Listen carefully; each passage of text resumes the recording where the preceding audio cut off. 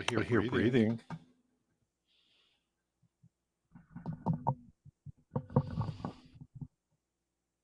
I hear an echo now.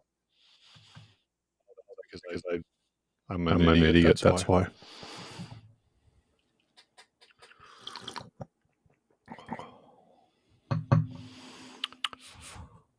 Yeah, skip that countdown. Are you muted? I think you're muted.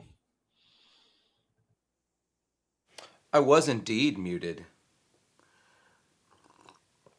but I'm not anymore. So what's up, Steve? This feels like a great launch. Yeah. Is the echo still going? Yeah, the echo's back. Give me 1 second. I'm gonna mute myself. Why do I not have the live chat on my other screen? Hold on. You guys get to watch me take pills. That's exciting, right?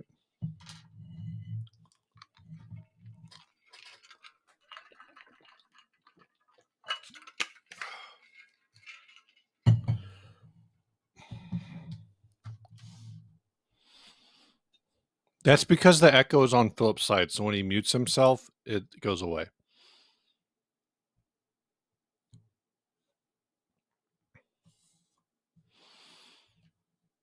Man, it is warm. Ready. Why does it feel so hot in here? It's supposed to be like 103 today. That's very exciting. They say it's supposed to be 103 here, but I use this app that taps into like people's, internet connected weather stations in their backyards. And the localist one to me was reading 108 yesterday.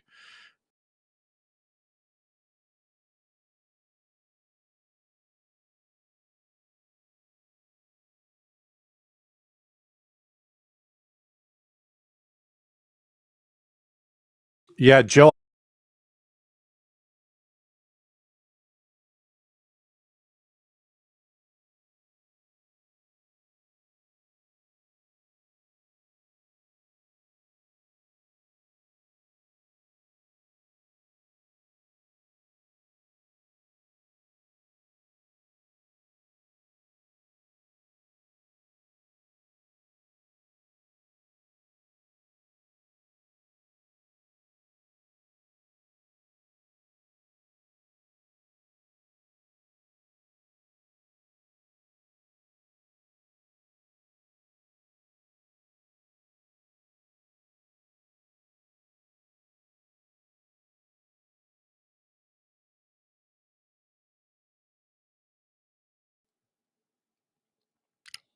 Uh, 40. I think I fixed it now. 40. Sorry, I'm just figuring out the settings that are causing the echo when Steve talks. So Steve is gonna go solo here for a minute while I refigure out the setting to turn that off. 41. It's 41% humidity here in Southern California. Hopefully you can hear me. It's actually better that you didn't hear all of the things I said because they're all unhinged right-wing conspiracies. And we really don't want to get into those too much or at all, probably at all. So, so there's that. This isn't just coffee. This is cold brew. Joe, do you drink cold brew? Do you drink any coffee, Joe?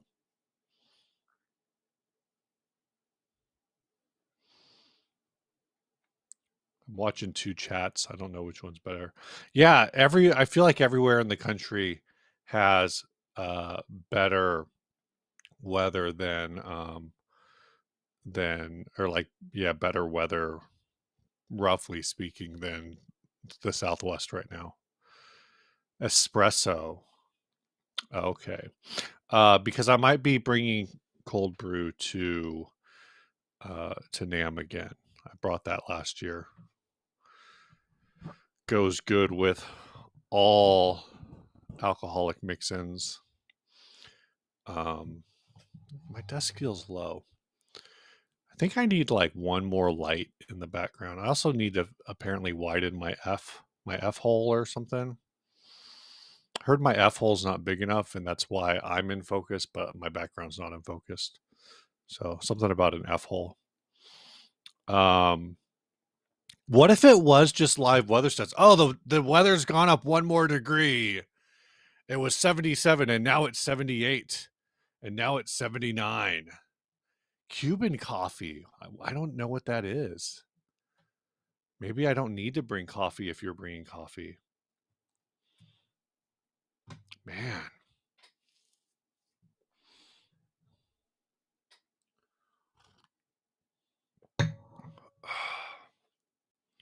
I don't know what's going on with on the Phillip side. He just disappeared. He ghosted. The last thing he said to me was several minutes ago. Jet fuel. Oh, you know what? I think I had some of your coffee last year, like just a sip though. Um, No, I'm here, Steve. It's just so I had an audio issue a few weeks ago, and to mhm. fix it, I did a thing that apparently has brought the echo back. So I'm fixing it, and Oh, so I'm gonna okay. need like 5 minutes. So you're solo here while I fix it. My wife went to this is for Michael. My wife went to Los Angeles last night. And Los Angeles, I feel like maybe I don't know if New York is this way. She said New York wasn't this way when she went there. Los Angeles, maybe more than any other city, is like very um like block by block. Uh there are parts of San Diego that are this way. Uh in the North Park neighborhood in San Diego really used to be this way. It's mostly gentrified now. But my wife took my 15-year-old to a show. It's a podcast for those of you familiar with Sharon McMahon. They went to the Sharon McMahon book tour. Um, and my wife was telling me how, like, basically the location of the theater was like, oh, this is like an arts district. It's theater. It's nice. And then if you go like a block in any direction, you're back in basically like the hood. Not even the hood. Like you're back in um, like just very homeless, overpopulated, or not really overpopulated, just over unhoused downtown Los Angeles. And so I feel like that's like a very Los Angeles thing, you know, the classic trope. You know, they named a band after this. Uh, that sounded very Trumpy. Well, you know, they named a band after it. Skid Row is arts district. So you have this area that like Los Angeles is trying to push as, you know, everybody go here. It's the arts district. Let's go make art. And it's right next to Skid Row, which is traditionally, you know, less than. I don't know if it's still that way. I haven't, I only drive through it because it's like next to whatever. But according to Wikipedia, Skid Row contains one of the largest stable populations of homeless people in the United States and has been known for its condensed homeless population since at least the 1930s. And today I learned that the skids are a logging term. Loggers would transport their logs to a nearby river, sliding them down roads made from greased skids. Loggers who had accompanied the load to the bottom of the road would wait there for transportation back up. Um, and so it began to be used for places where people with no money and nothing to do gathered, because these loggers, when they got to the bottom of the skid, would just be hanging around, not doing anything until their ride showed up, basically. So yeah, that there's that. I hear that delay glitch every once in a while. I always my hypothesis is that it's Philip's headphones, but I don't know why. I don't know why that's my hypothesis. Um, but yeah, whoa, that was fun. I listened to the game last night, Padres Dodgers game. Speaking of Los Angeles, it's very disappointing. Um, So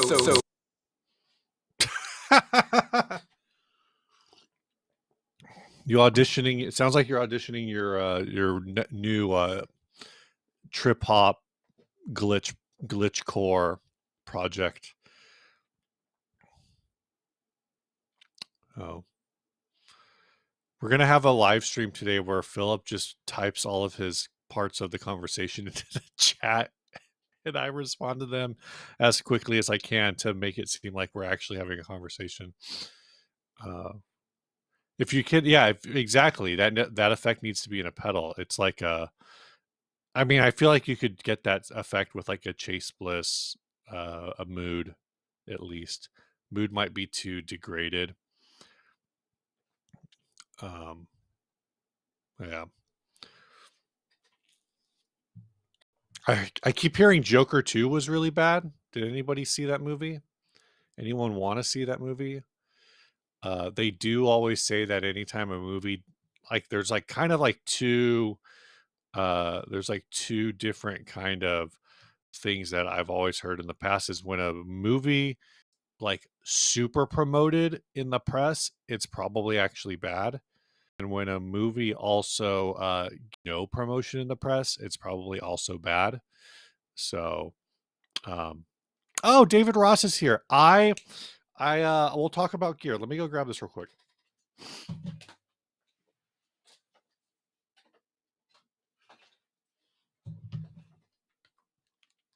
I need to restring a guitar. Um but my for my eldest, my teenage uh has a sudden interest in the guitar that is perfectly aligned to be not visible right over my, which shoulder is this? My left shoulder. It's very confusing. I don't know what my left shoulder is because I'm looking in the reverse view of the camera. But she asked me what my weirdest effect is, and I don't think this is my absolute weirdest effect because I do have usability, like I have found usability for it. But David Ross, your spell book landed on my list of weirdest. It's not even a black guitar, Joe. It's actually a red guitar.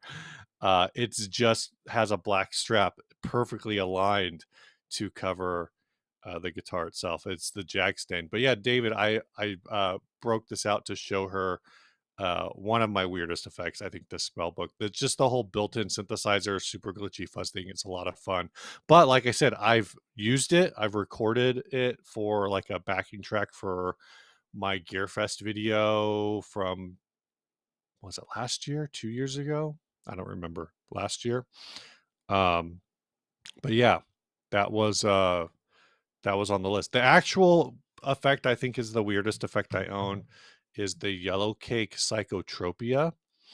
And I say that that one is the weirdest effect I own because I don't know how to use it. Um, it's I'm not even sure how to describe it. It's a sample slash hold filter with a glide knob. I'm reading the description that interacts with the toggle switch for rising and falling waveforms. Um, but so it does this like glitch thing, but it does it in a way that I don't really, guess I don't really understand like the purpose of it.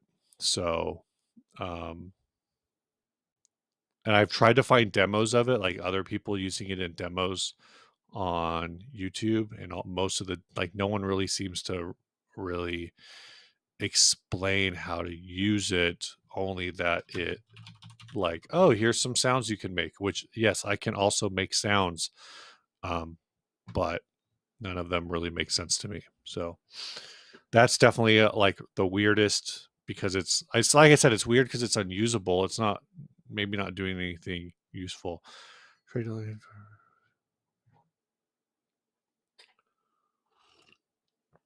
Yeah, Lucky is back as audio. I don't know what's going on with them. Uh, but I know that they were doing some things for a minute. Audio. Their website's still up, but I think it's like all drive pedals and mods right now. I don't actually. Let's look at that website. They have a fuzz, a drive, a modded blues driver with an octave switch, and an MXR blue box with an octave mod. So nothing. The super drive is pretty intense. It's got a bunch of switches and stuff, and knobs, and also switches.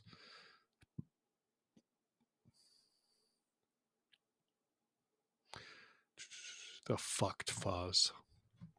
I don't remember which one that is. And it doesn't help that I can't spell.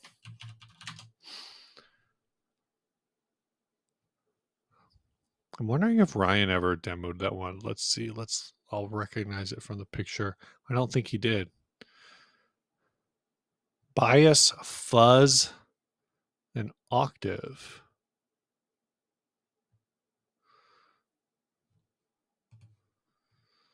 Oh.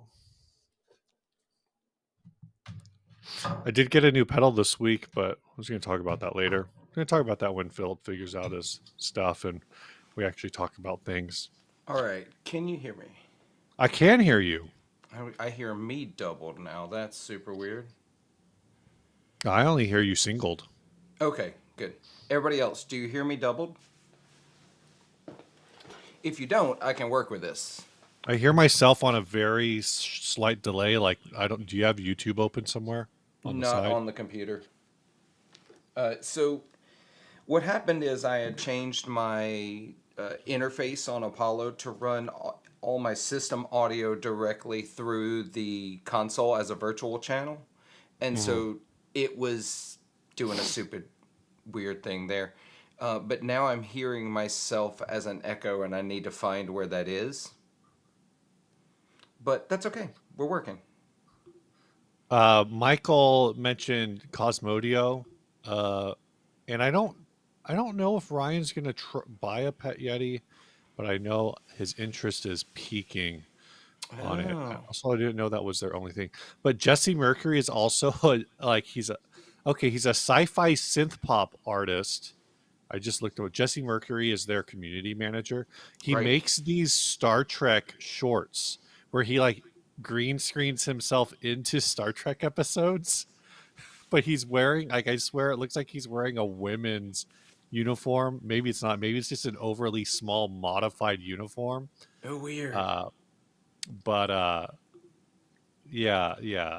Uh, that's that. I dropped the link to his TikTok, but also he's on. It's the same username I think for YouTube and for everything else. Yeah, I green screen. He has a video called "I green screened myself into every episode of TNG season 1."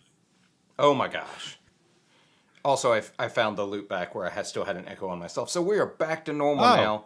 Now I know how to turn that congratulations! on and off. I'm gonna write notes to myself to remember to change that every time because I still want the audio when I'm doing like studio stuff coming through a virtual channel because I have a lot more Oh, control okay. over the master output. But now I just need to remember to do that every time we stream. Write it down. I need to. So only And 20 minutes in, and I'm finally able to talk. hey, Steve. we were only like 17 minutes late. This is and at least well, you were like, well, it's funny because I was what I'm saying is like I was 7 minutes late, and you were already here, and Yeah. then you left, so you're 17 minutes late because I was 7 minutes late. Man, Um, we will just cut all of this beginning when we because finally in the recording. Just have it go now straight to the. you just need to do this again, like at some future point. When you just need to have Kelly bust into the room on a Sunday morning when we're recording, going, Philip, what are you doing? We're having a baby. Oh gosh, that was still one of the best episodes ever. That was amazing. I was, I think I talked about that on the show before. Like I was primed for it, that it could happen. Uh, but I think, I don't know what was going through Ryan's head, but Me either. whatever. No, Joe, we're calling this the official start. I may snip some of the stuff at the front in the It's not version like that's you uploaded. publish this any. Oh, when you Yeah, upload, yeah. I'm just going to Not leave it not upload alone. it. No, I can open it up and edit it and change the start and stop times. Oh, right, right. Right. That's all I'll do is I'll just pull the slider forward a little way so that anybody watching this in the future, people watch these in the future. Do people really rewatch these live streams? I guess they do, They because do, yeah, which is because wild. usually when we end the stream, there's about um I don't know, maybe like a couple hundred views on the 60 cycle hum site, and usually about a month out, there's something like we usually hit like 1,000 views. Oh, that's wild. That is So truly we wild to me. So yeah, so Steve, how you been? Oh, How you the been, dude? last one we did only got to 995 views. So if five of you can go watch that real quick, I would really appreciate it. I'm good, man. I've just this heat sucks because I basically if I don't mow the yard before 11 a.m., then it just isn't going to get done. So for example, yesterday it just didn't get done, and maybe tomorrow. Oh, today obviously it's not going to get done because by the time we're done live streaming, it'll be after 11, and it will be like I don't know, like 100 degrees by then. Yeah, Um, yeah, that makes and sense. yeah, it's like 40% humidity, and it'll probably get lower as the temperature goes up. Um, but it's still unpleasant. Yeah, I have had to hire someone to cut my yard for the last couple of months because my mower, I think my mower is just it's not worth fixing at this point. You know what I Mm, mean? hmm hmm One of the so I've got a riding mower, not a fancy zero turn or anything, but it's got the dual cutting blades. One of them caught a root really, really badly, and now I got it fixed. Well, the fix is now it's angled like this. So when it cuts a circle in the ground. Oh, Yeah. what's So that called? The Carolina lift or something? is that a thing? Is that I didn't know that was a thing. It's the thing where Carolina squat. Is your lawnmower doing Carolina squat? It's the thing where like you have the truck. It's actually I think illegal in a lot of Oh, places. I know what you're talking about. Where the Um, truck like sits at an angle. yeah, so the front end is like you're basically as a driver, you're not looking forward, you're looking up when That you makes drive. sense. So you have to like tilt your head down. Yeah. Apparently it's like illegal it's actually even though it's called Carolina squat, it's illegal in South Carolina Well, now. yeah, because you can't see Because the road. yeah, because it's hella dangerous. Yeah, you can't see the road or small children. Yeah. So anyway, So so it's a front lift kit. It's a installing the front lift kit, but not really doing anything or even lowering the back. It is banned in South Carolina, North Carolina, uh, Virginia, Mississippi. It is illegal in Mississippi, oh, good, we and did something right. it is illegal in Tennessee. I want to talk about this one. And very confusingly, it was made illegal in Virginia after BJ Upton was killed by it, but I don't think it's the BJ Upton that I know of. Yet not the It's like, baseball player B.J. Upton. wait, is it? Michael Upton and B.J. Upton, the brothers. I don't know. We're a baseball podcast now. Steve, we should start a really bad baseball podcast. All baseball odd podcasts are I know, but bad like, baseball we would podcasts. be especially bad. We'd be guitar YouTubers and podcasters doing a baseball podcast. Oh, I Anyway, think it is. I think it is a different BJ Upton who's also in Virginia, and BJ Upton is also from Virginia. So very, wow, really very confusing. confusing. So, He's from Norfolk. Rob, I have absolutely been down this rabbit hole many, many, many, many times. And the videos are like an hour long of a dude cutting a freaking yard. Yeah, that is probably the one. Like I'm definitely on team. Whoo, here we go. I'm definitely on team fuck kindness creators. But lawnmower guy, yard work guy is a kindness creation that I can get on board with.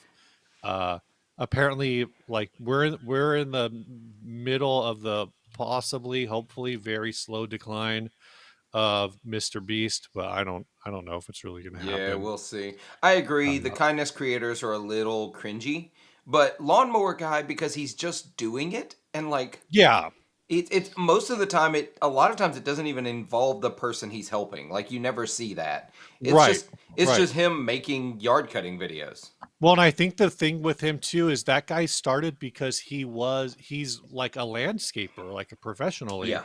Yep. and so he just started filming it to as like advertising for himself.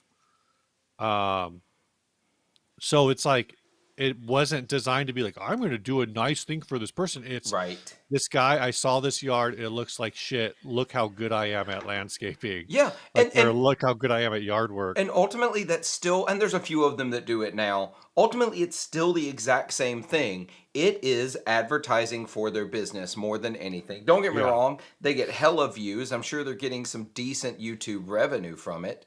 But sure. they don't always frame it as, oh, I'm helping this disadvantaged person or person that can't afford or person. A lot of times it's, hey, there's this abandoned house in the neighborhood that looks like shit. I'm going to cut Mhm. it, and here's the before and after. Don't get me wrong, the ones where somebody comes up and yells at them or the police stop by to see what's going on, that's for some extra views, but they're just doing it as advertising, which is fine with me because all I want to do is I want to watch some landscaping ASMR. That I sounds terrible. no, I like here for some Landscaping reason I really ASMR. like the sound, that fast forwarded sound of the lawnmower. It like it Oh my really gosh. I don't know why I like it. Oh man, Chicago White Sox are they historic? I mean, they were historically bad this year. They are, I think they have the worst record in the World Series era. I Really? think to find a worse record you have to actually go pre-World Series. Oh, the worst single season record. I was thinking like all time. Oh, no Yeah, no no no. Yeah. they have the worst this season was the worst single season record In the modern uh era. in the modern era. Yeah. Yes. Because technically the 1899 Spiders went 20 and 134. Mm-hmm. So 1901 would be the beginning of the modern era. So they're only they only get to be the worst by 2 years. Yeah. Uh I love how bad they are, and it would be a great name. In fact, I wouldn't even call it the Chicago White Sox podcast. Um, I would call it the Chicago White Sox of baseball podcasts.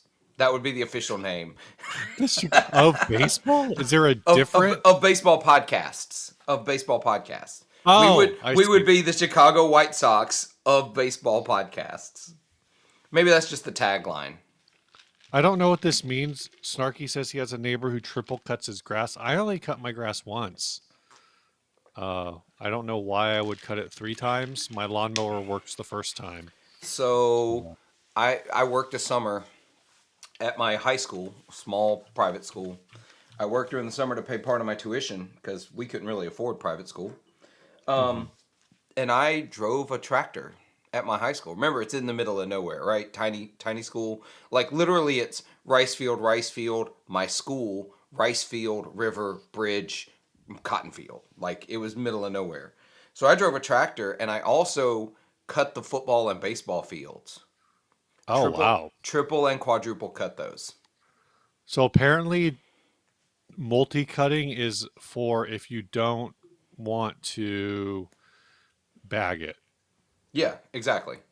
Interesting. Things I'm learning today. I learned. Uh, So Steve, yeah. I want to talk about pedal boards.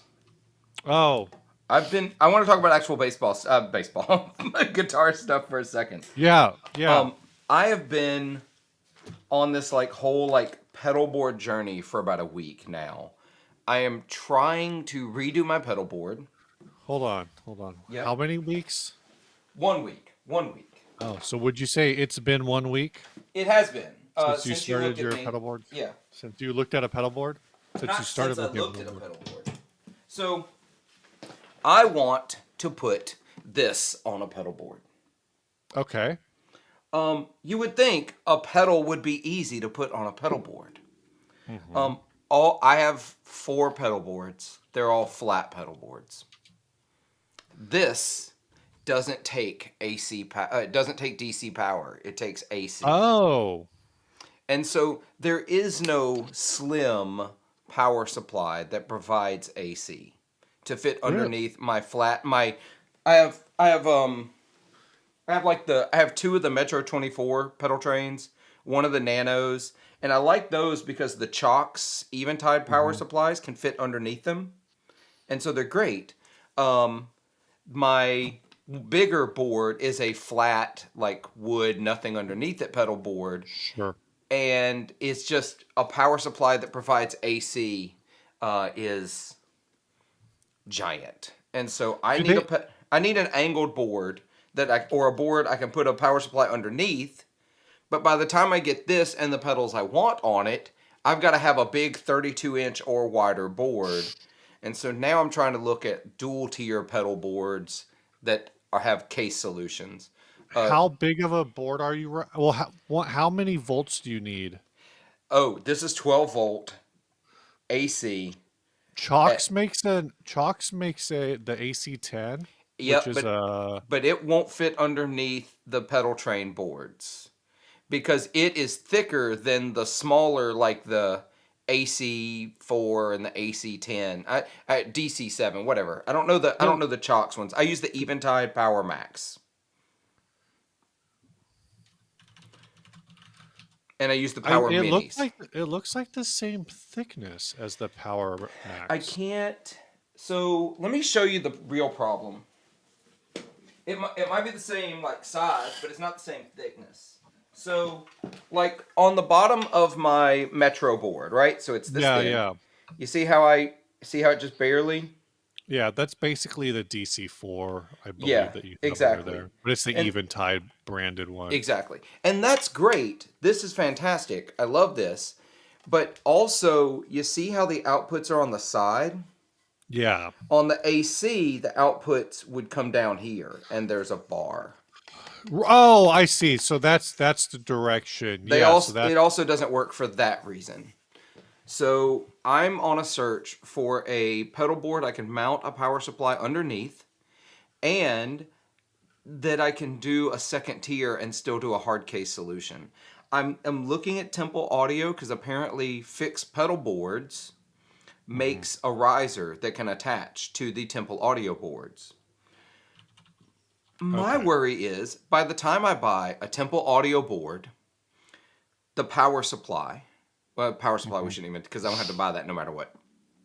Temple Audio board, a riser, and a case to put it in. I could have just bought a more expensive, better, like all in one option. It's fair. I don't know. So I'm curious. If anybody has any suggestions, throw those at me. I'm looking at different ways to do it. But yes, picking this back up. I know Joe asked the question earlier. This is the Hughes and Kettner Rotosphere. It is a tube-driven rotating speaker simulator, and it sounds incredible. But it is chonky. I mean, Justice Fuzzimp says just have Vertex farm out making a pedal board to a third party for you. That's how I interpreted that comment. so Um, this pedal. yeah. Also, something that's weird about this one, this has nothing to do with the pedal board conversation. So, this is the back side of it, right? So, if you're It's looking at it, stereo. yes, it is stereo in, stereo out. Um, Wow. yeah, I don't know, bad guitarist. It's not that heavy. It is heavy for a pedal, but it's really not that bad. Um, so, normally if you're looking at a pedal this way, right? I'm going to try to think of this the Hmm. right way. Signal goes in this way, out this way, in the That's left. flipped, isn't it? Yeah, Yeah. yeah, it's flipped over, so the inputs on this side, outputs. Anyway, it's weird. But nothing else sounds like it. I've been through a lot of the rotary simulators. Nothing sounds like this thing does, and Yeah, so I think Fuzzamp nails it, dude. Like I think you just need a sidecar to that thing.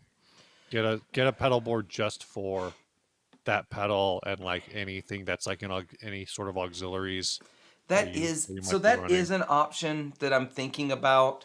If I do that, what I'll end up doing is I will because the amp I plan on running for this project I'm putting together doesn't have reverb, so I'm gonna have to put stuff in the loop because I'm gonna use my TS1. I'm gonna use the Mhm. overdrive channel, so I may make an in front of the amp board and an effects loop board is the other option I could do,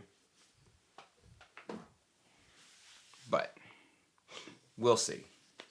I the idea of carrying two pedal boards though when I gig sounds freaking awful. I mean, like, kind of, but it's just an extra bag or whatever. That's the other Just thing. get I have to have a hard case. Um, I've sheared knobs off of pedals in a bag before, and had other really. friends do it, and I don't trust them. I Uh, don't trust it. I gotta have a hard well, case. But I do like the thought, so I'll consider. I'm gonna think about the having two different boards. But also, if I'm gonna pay money, like if I'm gonna pay money to get this done, I really don't want to. I really don't want to pay money for a pedal board. Look, I'd rather spend a lot of money on guitars and amps, not a pedal board.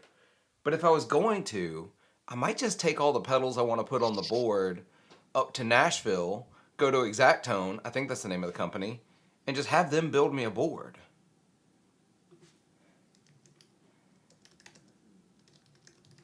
Yeah, it's Exactone Solutions in Nashville. uh, Jeremy says, "Don't the Vertex guys say call Rob?" I don't know what that means. I Me don't know either. who Who's Rob is. Rob? Who is Rob?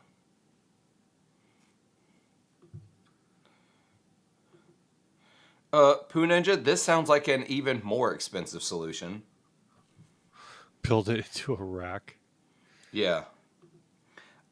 Ian, absolutely not. I will not use a Cortex. I use amps. Um, Also, I'm just saying the places I play, I don't trust the sound guys enough to run a quad That's Cortex. fair. There's a lot. There's a lot to be said for that. Um, yeah, there was some people bagging on Salvage Customs. That's okay. I actually don't know the story there, but I know that they have left the left the conversation, as it were. Yeah. So I actually have a similar problem to yours. Not exactly the same. Hmm. This is my own fault. I can solve it. I just need cables. Input and output are on the right side. Um, and I just picked up. I just got this in the mail the other day. Ooh. This is the Oh Tempo yeah. Devices T2. Is it Uh, amazing? I thought about buying I it. don't know. Because you haven't turned it on. No. So yesterday I went to go try it out because I got it earlier this week. Yesterday Uh is huh. like the first time I had to try it, and I need to go find power cables. I guess I could just reroute some things. I've been doing this thing where like on my power supply or on my pedal board, I've just been plugging in one pedal at a time, uh, just using like a single line, Uh huh. uh, and just running one pedal at a time, but it's still using like the power supply that's under my board. Yeah, But sure. for all of my other pedals, I can just grab pull power from any other location on the board, and it's fine. But this is an 18-volt pedal, so I'm not able to just uh, grab a line and plug it in. I need to. Gotcha. Let's see. It's not going to That's focus because my camera doesn't autofocus. It's yeah, only it going to does. focus I thought back it here. did. No, You have the the same camera. camera I do. Turn on autofocus. No, I want to keep myself in focus at all times. You can do that Focus too. depth is here. Hello. Yeah. But So yeah, this is really cool. I mean, I watched the demos from B's Music Shop. get one So of that's these. well, I have all of my power supplies. I believe have an 18-volt capability. Yeah. I do have a DC7 under one of my boards. I've got a Zuma somewhere. I think on underneath one of my boards. I have the Anna Sounds power supply that I need to put on a board. So Mm-hmm. it's like I have power supplies that will work. It's just a matter of like I didn't want to flip a pedal board upside down to figure it out and do a bunch of rewiring, even though I've been planning on doing rewiring. I was telling Ryan I have this problem where like my pedal space uh, down below here is like a nightmare right now. Like it's Oh, just a really? mess because I'll break out one pedal, plug it in, play the one pedal, and then I'll put it back. So I have a like a half put together pedal board, Gotcha. and the whole reason I haven't like fixed it is because I keep thinking like, well, I want to do a bunch of things all at once. I don't want to like break it down into like I could do 5 minutes here, 5 minutes there, and get it done in like a couple days. But I'm like, no, I need to spend like 2 straight hours on this, um, and so nothing ever gets done, which is a problem. Yeah. But I am really looking forward to this. This is a recreation of the Maestro rhythm and sound, and it seems like it's just got pretty much everything that you would want to modernize that effect. So I feel like the Maestro Rhythm and Sound was the kind of the inspiration for the Chroma console that Hologram put out. I've heard that too. I don't. Does the Chroma console do drums, or you just think like broadly, like the general idea Broadly, of general idea. It wasn't like a one-to-one recreation or anything, yeah, yeah. but you know, looking at, let me go over and we'll share this screen. Looking at that, oh, hold on, let me accept this. Um, I don't know. It gives me, with the color schemes and the Hmm, idea of hmm. what it does, it gives me a lot of the same vibes, right? Gotcha. Yeah. So I I I re- think it's a lot more like capable, um, because the rhythm and sound ultimately is just like trying to be a one man band. Like yeah. it's got drums built into it and all this stuff. Um, Justice Fuzzimp asked, Chase Bliss is dropping something soon? Question mark. Yes, they are. We don't know what it is. I actually do not know what it is. Um, I know a because I lot of times, asked. a lot of times when brands have something that we work with have something coming out, I actually do know what it is, and then I'll just say like, yeah, I know what it is. It's cool, but I can't tell you about it. But Right. in this case, don't know what it is. Um, Hold on. I'm going to pull this up so we can take a look at it and we can all speculate wildly as to what it is. Um, Here we go. yeah, and there's some sound on it that I assume is like the sound of the new Oh, yeah. pedal. I don't know if this will come through. I did. There it is.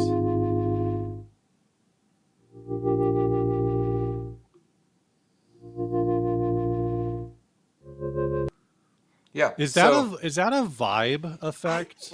it's, man, it's weird. It feels like tremolo on Hmm. like a but it's a random tremolo, like it speeds up and slows down.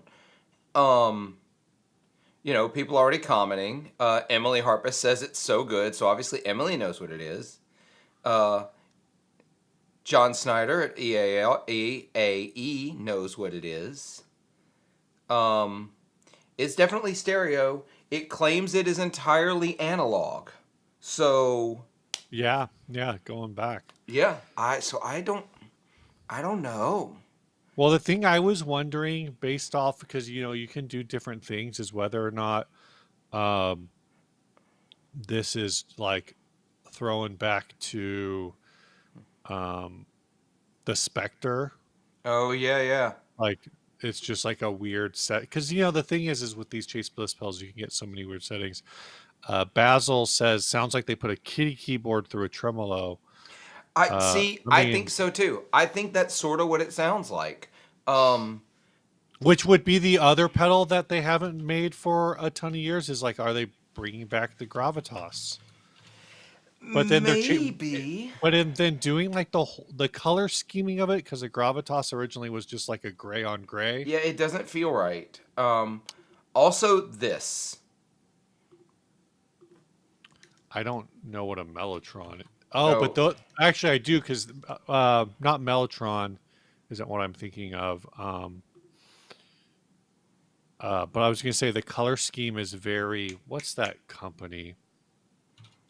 I don't know. What is that company? Mutron. That's what I'm thinking of. It Like does have a these feel like Mutron very. vibe. These look like very Mutron colors, Yeah. which makes me wonder if they're doing something.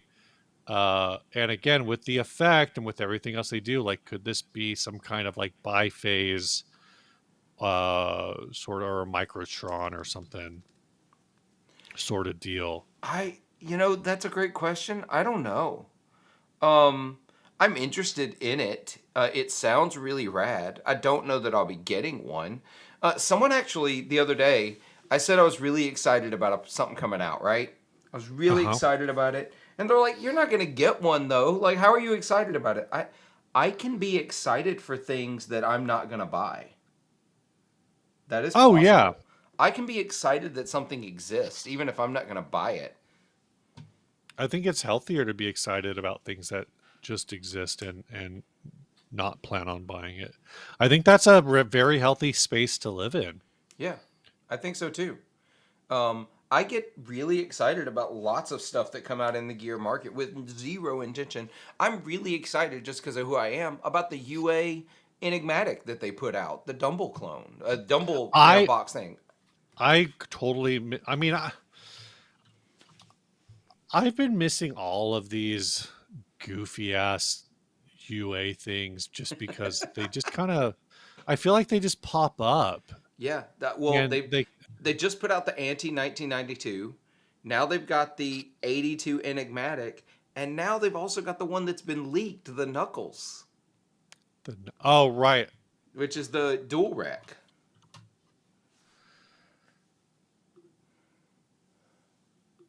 Yeah, it's hard for me to at some point it's like what is the game, I guess. Um Yeah, here I'll what share that one. because it's all single, it's single standalone box. I guess ultimately it's kind of like you're taking your probably some amp sim that they really popular in their software and then putting it in a pedal. Yeah. Um, but I think there's just something about I recognize that what they are doing is the obvious um, direction to go, right? Like I feel like it's obvious for UA to make more than just um a Fender. What they also had the Lion. What's the Lion? That's the Marshall.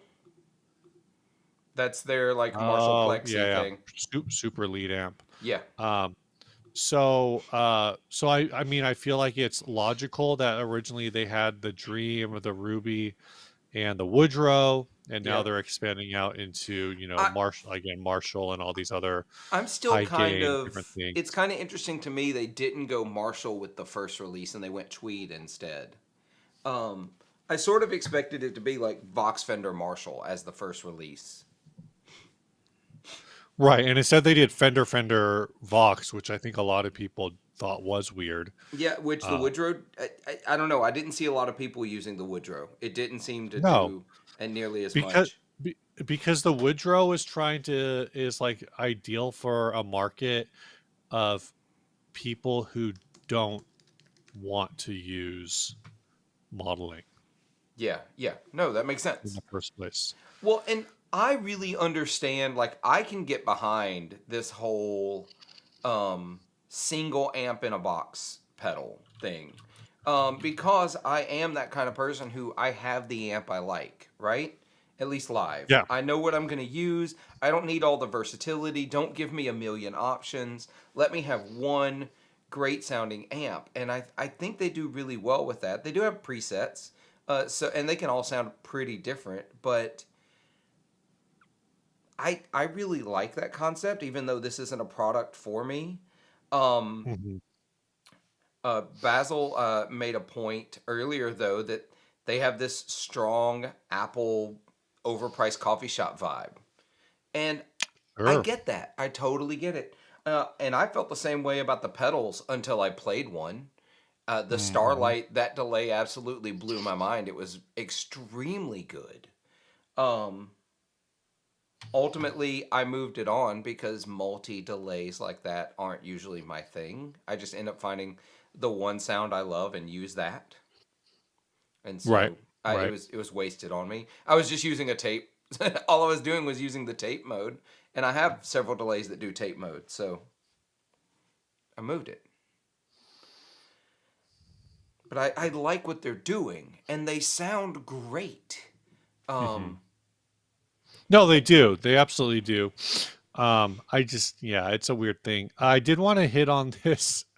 I did see the Fuzzimp clip, what it meant to play in a band with guys from church in 2006. It's, I don't know if we've talked about, you and I have talked about this before, but like, and maybe it's just because I'm old and I don't follow new music anymore, but I feel like this is, and arguably, I know a lot of people say like, well, all of those bands were faking it anyway. There's something to be said for that. I should probably say what I'm actually going to say at some point. yeah, But like late 90s, probably from, I would say like 1996, that decade, 1996 to 2006, right. there were so many like bleeding edge uh, Christian bands Mm-hmm. where, you like this mentioned, like he's talking about Devil Wears Prada. But there were a lot of bands like that that were kind of top of the game, metal and pop punk and ska and these different like again like bleeding edge, like pushing the boundaries of what is going on. Why does the are you messing with the Yes, yes, I the am. it keeps getting Like there's a bigger and there's a smaller. slider, and I can't help but use it. Sorry, that's my Um, ADHD. Um, but it's one of these things where it's like I don't know if that's still a thing.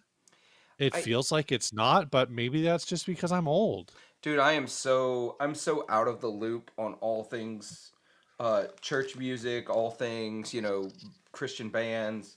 I haven't paid attention to that stuff in forever. In fact, so I had David Brown on the podcast last week. Hmm. Hmm. Um and David hipped me to, I did not know this, to Stephen Curtis Chapman's Sons band. I didn't know he had a And son in a band. they're pretty stinking good. Um Let me see. I'm Yeah. gonna find it. They are called Colony House. Um, they're actually really, really good. Um, Oh, Colony House. I know yeah, Colony House. I didn't know that was his kid. that's actually kids. So one of his Kids, son multiple, is the drummer. more than One of one. his sons is the singer, and then it's got so Caleb and Will are the sons of Stephen Curtis Chapman. I don't know, man. They're really good. Their Huh. Wikipedia page claims U2 and Cold War kids influences. Yeah. I definitely hear the Cold War kids. I don't know that I thought of them as U2, but maybe I just didn't listen to enough. I don't know. Um, Everyone is U2. Everyone's influenced by U2. Even if you're not, don't, even if you hate U2, now you're still influenced by them by hating them. that's That's just just, because the newest generation got U2 automatically on their iPhones, so they didn't have a choice.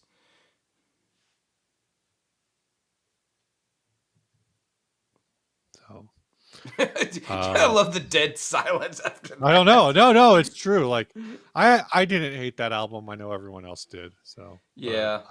I was I just didn't. kind of It's not that wondering I about it. hated the album. Actually didn't care anything about the album one way or the other. It's just the fact that I am automatically, with no choice of my own, getting this U2 album, and for a long time there was no way to remove it. Yeah. Wait, can you remove it now? I have I no think you can idea. remove it now. I think it's still on my phone though. So But yeah, I don't even know what's going on with Tooth and Nail now. I know there was like somebody put together a documentary or audio series about how terrible Tooth and Nail is, oh really? with Tooth and Nail Records. Well, because like they were kind of doing, I don't want to say that they were doing what everybody else was doing, but there's definitely a whole thing about where people talk about that Brandon Evil is actually like a terrible person who was just like manipulating all these kids into like underpaid 6 album deals. Yeah. But is that I just, the record industry? Like, I don't know. Are they still around? Are they still a record company? I mean, I read Oh, saw a thing. Tooth and Nail is still around. Yeah. Okay, because I was looking at their so I'm looking at their wiki page and like uh I guess the most recent gold record they've had. Oh no, I'm sorry. Seventh time down. They had one in 2022. Um, I have no idea who that is. Me either. I have no idea. But like the other ones listed are like MXPX, Cutlass, Under Oath, Jeremy Camp. I remember those albums. I But didn't yeah, know Jeremy Camp was a Tooth and Nail artist. That uh, feels weird to me. he has at least 5 albums certified gold under Tooth and Nail. Yeah, that's so weird. From oh Mm. he's got a record in '02, 2 and '04, 1 and '06, 1 and '08. He was on BEC, which that makes more Okay, sense. gotcha. BEC was kind of felt more like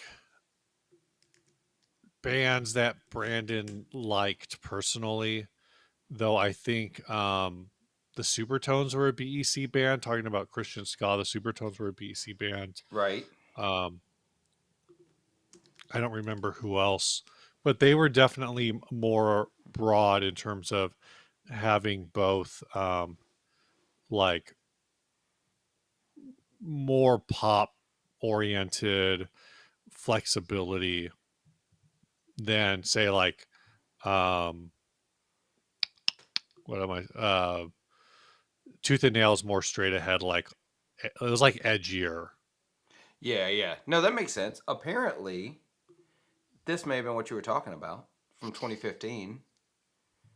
Um, this no new kind of story, the real story of Tooth and Nail Records, and it says it's the no holds barred behind the scene look at the rise, fall, and rebirth of the iconic label.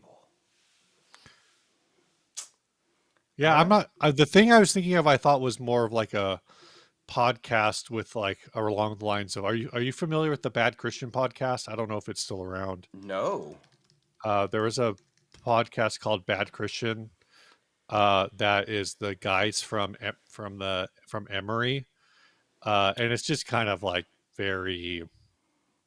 I haven't listened to it in a while. They get a lot of interviews with like the guys, from different bands from around that time period.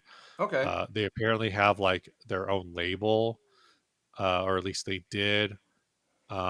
They've published some books. I don't know if they're I according still to Apple around. Podcast, their most recent episode is from October of 22. Okay, so it's been a while. Yeah.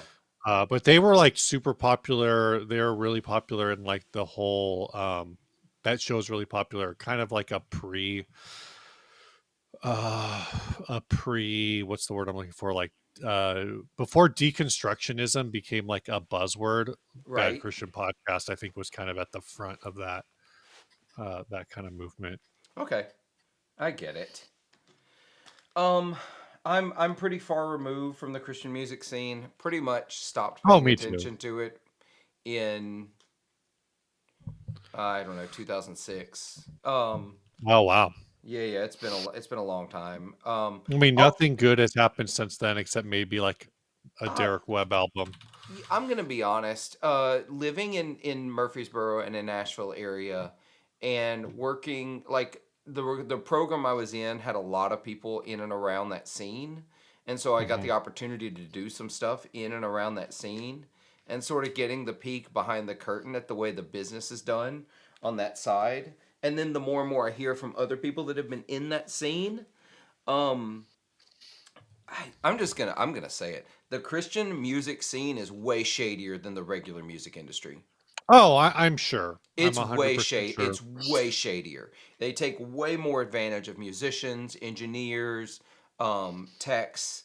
They I don't know. I got really disillusioned, and I basically intentionally distanced myself from any of the Christian music scene for a long, long Yeah, time. there's and the thing is a lot of the bands that operate in that space. Do you remember the band? I'll just name and Name shame. and No, shame. they were from San Diego. I don't think I knew that. But do you remember the band Augustana? They had one big song. That seems to be sound familiar. Um, Apparently they are based in San Diego, but then they're from Santa Ana. So there's a band called Augustana. They had one hit song called Boston from like, geez, I don't know, like 2000. Let's see, what's Wikipedia say? Boston came out in 2006. It reached Okay. number 34 on the Hot 100. And as we all know, the Hot 100 is crap because the Hot 100 says that Oasis is a one hit wonder. uh, In the U.S., they are. um, but anyway, my I think it was August. Now this is getting into the part of maybe these are lies, but Augustana I think was like had a reputation as being like religious or kind of religious. Uh huh. I don't know if it was ever like a formal thing. Oh yeah, the lead vocalist and keyboardist studied contemporary Christian music at Greenville University, wherever the hell that is. There's an awful lot of Uh, Greenvilles to choose from. I don't know which one that is. It's in Greenville, Illinois, which is the one Okay. that I'm not familiar with. I was thinking, isn't there a Greenville in North Carolina?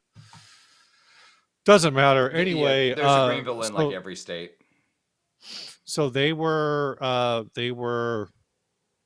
uh, pretty popular, but also I've heard that they were known for basically singling out like, or women would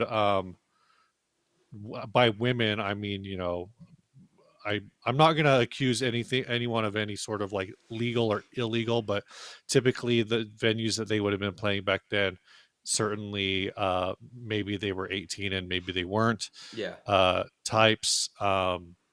I don't know. I shouldn't. That's not to speculate. I know there are bands that were for sure, dudes who were like 22, 23 years old who were very intentionally pointing out girls they thought were 16 in the crowd to have brought backstage. But I have heard Ugh. like Augustana, you know, was also in that, and there were a lot of like bands that were doing like the we're a Christian band thing, forward facing, um, but we're not doing that, backstage, literally backstage, not just in a metaphorical. Oh, Yeah, backstage there were yeah, different yeah. You people, like mean literally quite backstage? literally, they were doing they were publicly a Christian band and pulling, hooking up with randos from the audience on backstage. Man. Also, Good Justice, times. Justice, you're 100% right. Anyone who says it's not about the money is probably getting ripped off. I would add, or ripping you off. If someone tells you, well, what we're doing here is not about the money, they're ripping you off. Sorry. Um, Yeah, so Yeah. I was reading the wiki page for Augustana. Augustana is an American rock band based in San Diego, California. The band formed in 2002 in Southern Illinois and have released 6 studio albums and 6 EPs. They're best known for their song Boston, and the album All the Stars and Boulevards. They're fronted by Daniel Leas, who is the only remaining member of the band. Which So I want. It could it's also be. I wonder if that's one of those things where, because also a lot of the we're learning this now that a lot of those record deals. Is he the only remaining member of the band, or was he actually the only one ever signed? no, apparently they were a band, Hmm. and because all of the other members are listed as past band members, former Oh, band okay. members. So I don't know what happened there. I'm sure there would be a great behind the music if VH1 were still really a thing. Um, Well, but for what it's worth, like if you go to Paramore's wiki page, uh huh. uh, they list five previous members of the band, but from what I understand, Haley is the only one who actually has a record deal. I mean that makes sense. I I'm mean the Wallflowers, for example. are it's Jacob Dylan and the musicians he's put together to play that music Yeah. because the original Yeah. band hasn't been together in years. But I use that as an example because I saw the Wallflowers earlier this year. But it's Mm. just an interesting it's just an interesting statement when you're a band and then you say there's one remaining member. Yeah. Yeah, Yeah. it's like a different it's a totally different vibe. For sure. So Steve, what else you got going on? Anything to talk about besides uh, reminiscing about the Christian music industry and pedal No, boards? not really. I guess we can just end the show now. Well, I'm going to talk about these then. I'm going to talk about this stuff. So I've got all this Did you hold stuff. on? Did you get a new guitar recently? I did. I got one a week ago Friday. I can grab it. Let me grab it.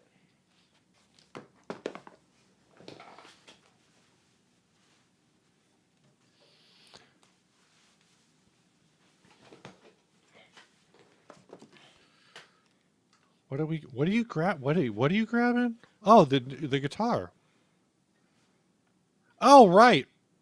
This is the one that you said is supposed to be was it cola whatever? No, no, no. This is what did they call it?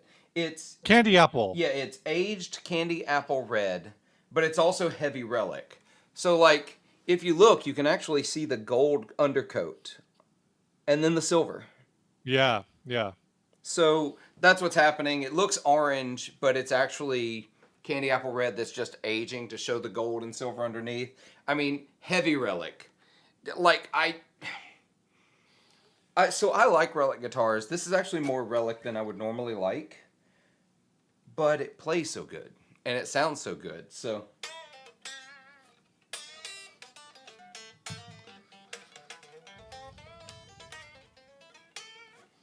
but it's a great guitar. I've done a bunch of gigs with it already. Um, I don't think it'll be going anywhere.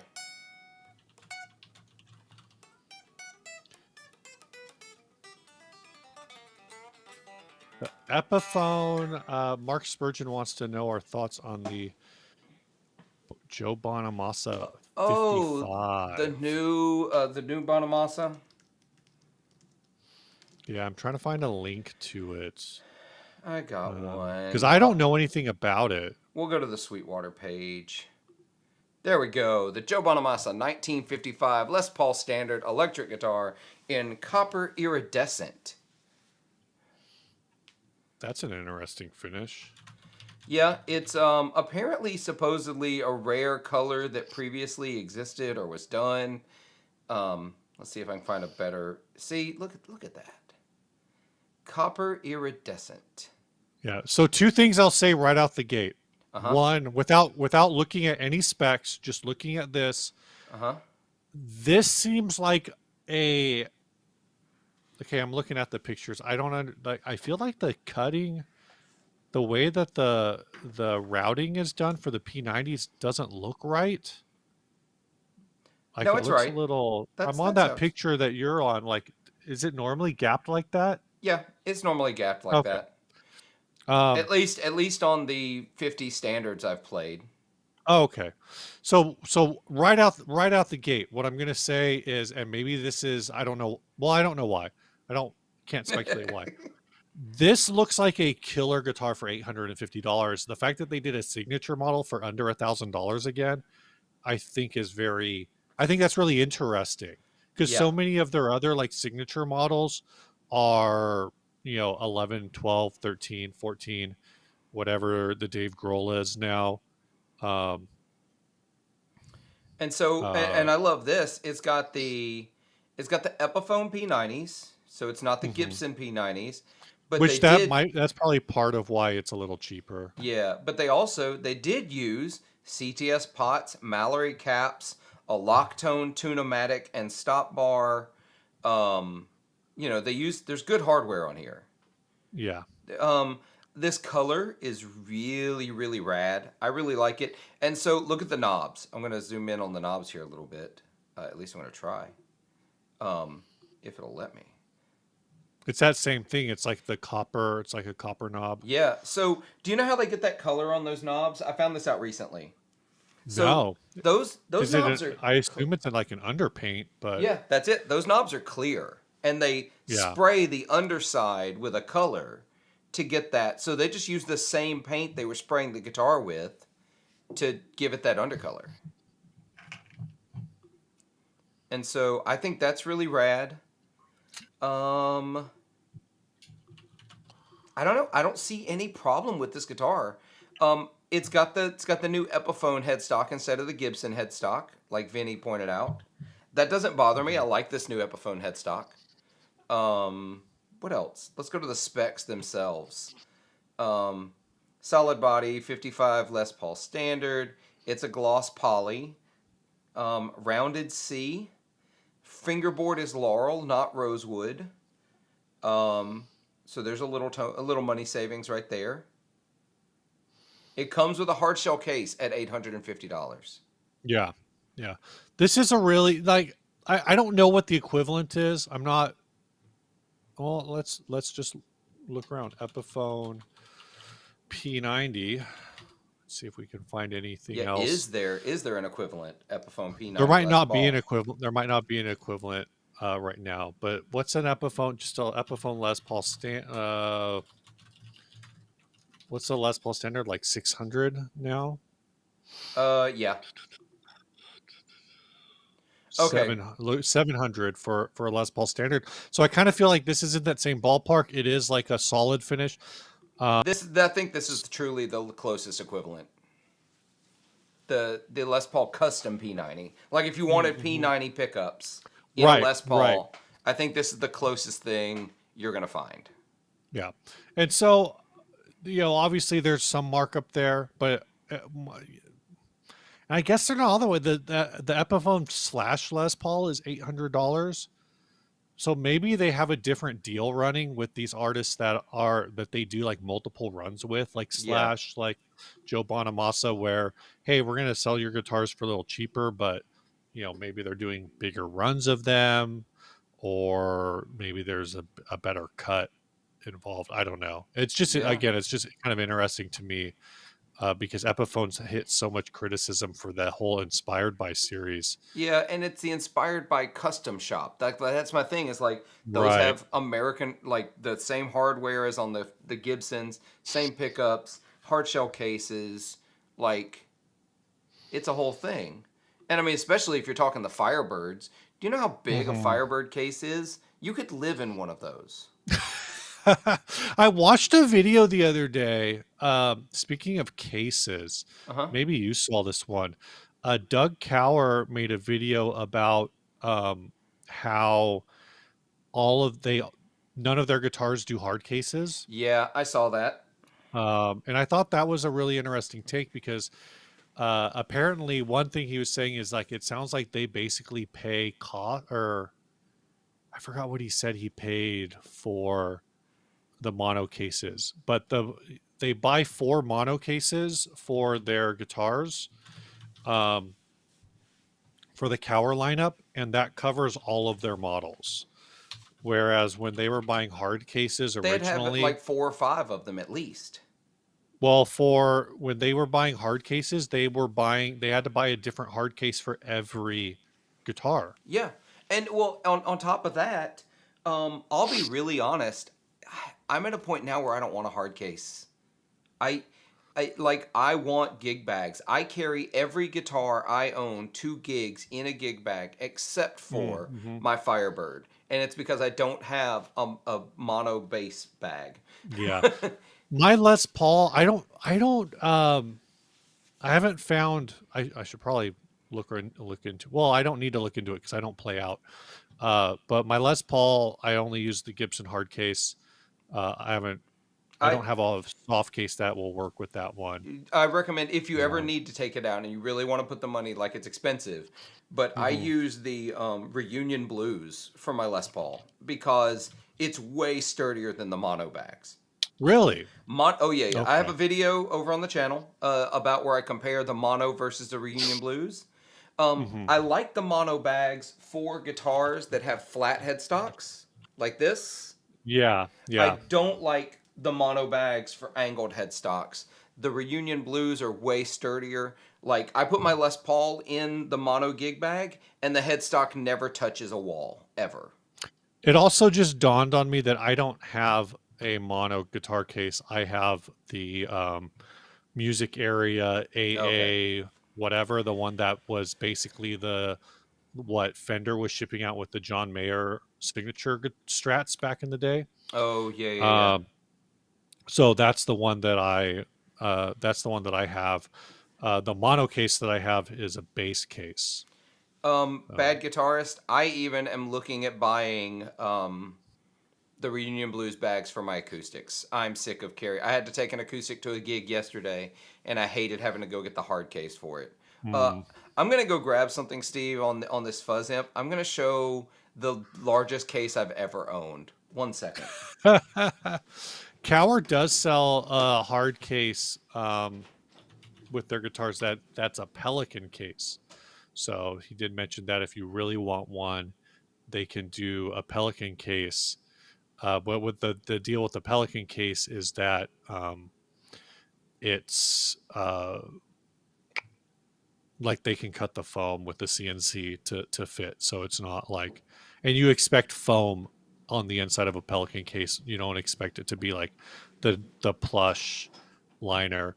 On that note, uh, Saturday, October 19th, which is 2 weeks from yesterday, is Cowerfest. If you are in driving distance of Elk Grove, California, I would recommend this event. I was actually looking into flights as a joke. Not a full joke, just to see if there's any way I could like fly in and out of Sacramento in like 18-hour stretch and see how much it would cost. It does not look like something I could pull off. Yeah. Um, So but you know, it's a thing. Cowerfest is a blast. There's going to be a lot of cool people there. I definitely recommend it if you are in the area. Their raffle is like a legit good raffle. Speaking of raffles, I'm just going to go one thing after another while you're standing there with a giant case. There is a raffle going on. I promoted it on the 60 Cycle Hum Instagram, but I'm sure it went down by now. But there's a raffle going on with Guitar Pedal in the Guitar Pedal community to raise money for rebuild, support, whatever, surrounding Hurricane Helene damage, oh flood yeah. damage. There's a lot of really cool brands involved in that. It's a raffle donation deal. You know, you send in you make a donation, you screenshot your email or you forward it to, I don't know what the email is, but if you go to Caroline Guitar Company's Instagram, there's more information there. So check Gotcha. that out. So this is the largest case I've ever owned.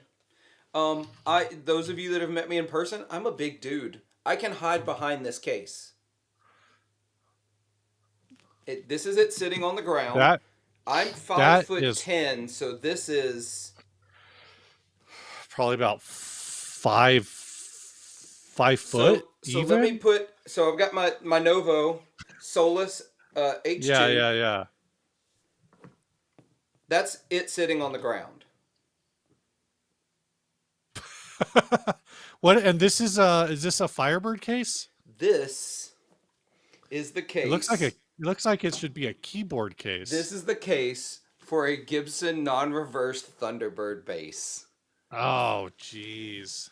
Yeah. Actually, I have it up in a rack because literally I used it only a handful of times, and then I swapped it out for back there. I've got actually you can see it right on the edge. Oh yeah, yeah. Right here is a bass case. It's a music area bass case, and I that will fit everything. The case that I got with this Italia, yep, it's that tall case right there, Yeah. and then the mono bass case is right next to it. But the case I got with the Italia, the white base, is absolutely huge, hard Oh case. really? It's so bizarre. Because that base, I don't know if that base is like unusually long, but the case seems unbearably large. So with mine, with this base case, um, I have two Firebird cases because of these two Firebirds right here. Mm-hmm. Um, those are easily 6 to 8 inches shorter than this base case. It's that much bigger, and I thought that the Firebird case was the most unruly big case I'd ever seen in my life. Um, I see this from Michael Kraus. I want to show something real quick if I can find it. I had a pedal board once that I made from, let's see if Facebook will let me find it because I'm pretty sure I posted it before. Um, I don't know if I'll be able to go back and find it. I probably have it in a folder somewhere. Oh my gosh, there it is. Um, so let me see if I can. There we go. This will do. So that's a pedal board I ran at one point. That is the lid from a guitar case. Yeah, I took the lid off a guitar case and I made a mean, pedal board out of it. you got a lot of empty space there, Oh, I to be do. fair. Oh, I do. Don't get me wrong. So the board that it's sitting on, I had to reinforce it because it was kind of flimsy. So I cut a piece of like, I don't know, 3/8 inch plywood. Not three. It wasn't. Yeah, maybe 3/8. Maybe I'm 1/4. Plywood and put it in the case and like glued it in. And yeah, that was my pedal board for a while. Um, that was awful to gig. It was truly awful. But there, yeah, there's tons of wasted space there. There's just tons. Anywho, I think I should just build the pedal boards I want to build and not try to film it. yeah, don't try to Because film it. that's the thing that's like killing me on it is like I keep thinking like, well, I like, do I really want to film this thing?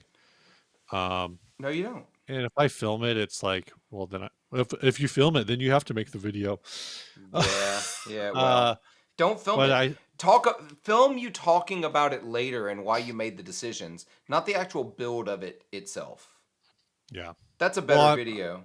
one of the I got the PT1. I've been talking about, like, again. I've been talking about this forever. Uh huh. Like, I want to put all my Caroline pedals back on one board, just kind of for the stunt of it. I don't Yeah, know. that's fine. Dude, I definitely have put together stunt boards before, where I put. I used to have.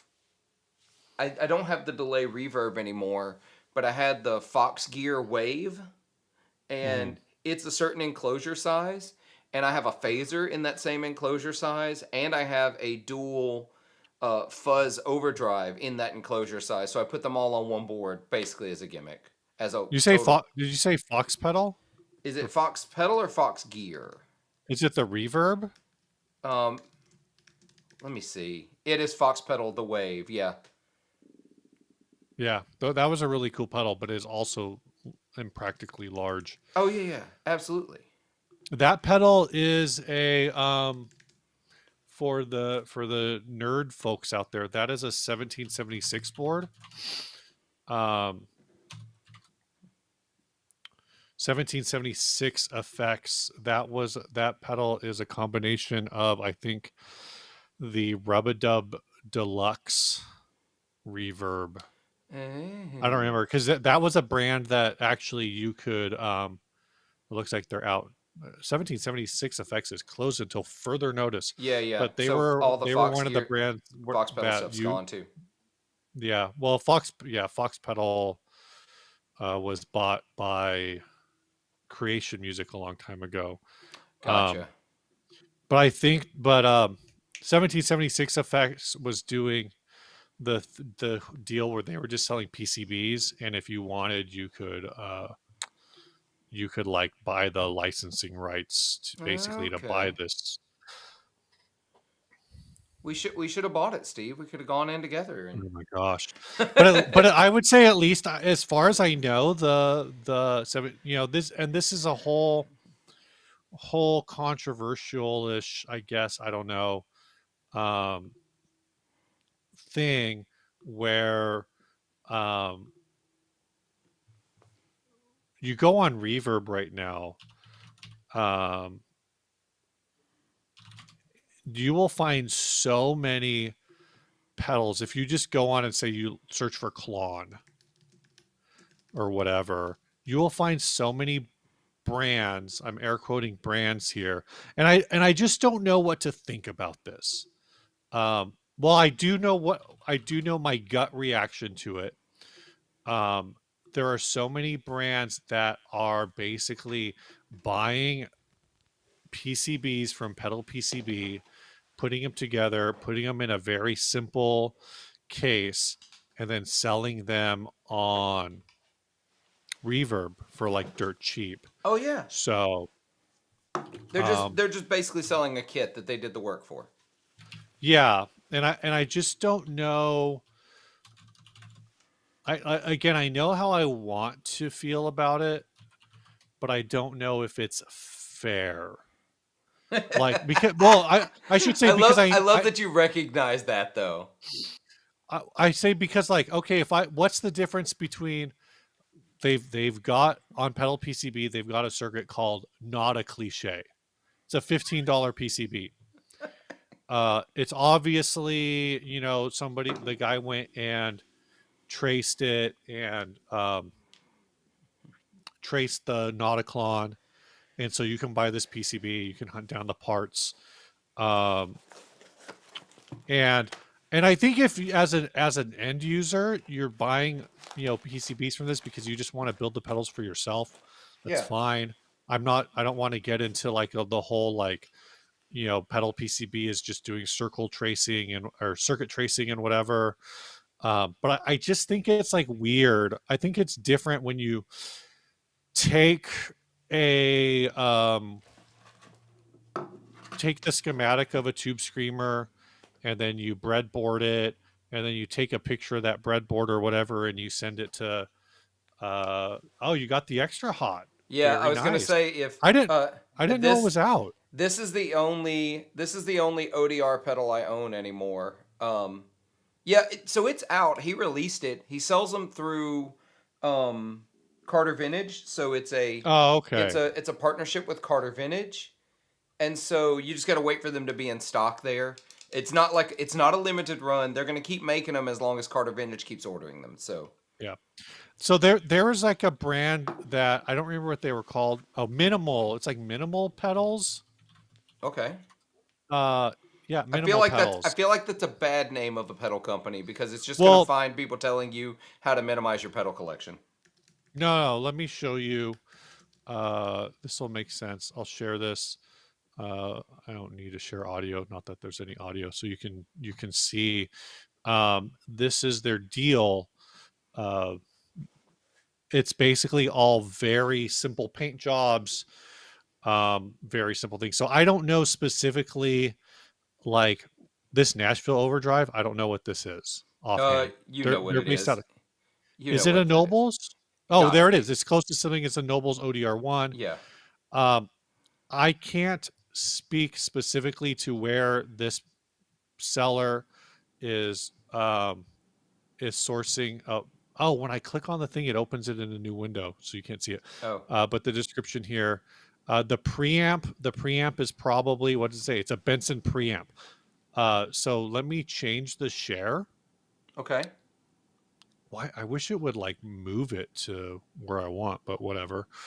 Um, Let me. so like, so they're not even trying, in my opinion. Right. And Here this we is go. $153. So it's cheaper than the Benson preamp, but it's not cheap. Its closest sibling is the Benson preamp. It sounds 99% the same thing. So it's like straight up, again, not even pretending to be its own thing.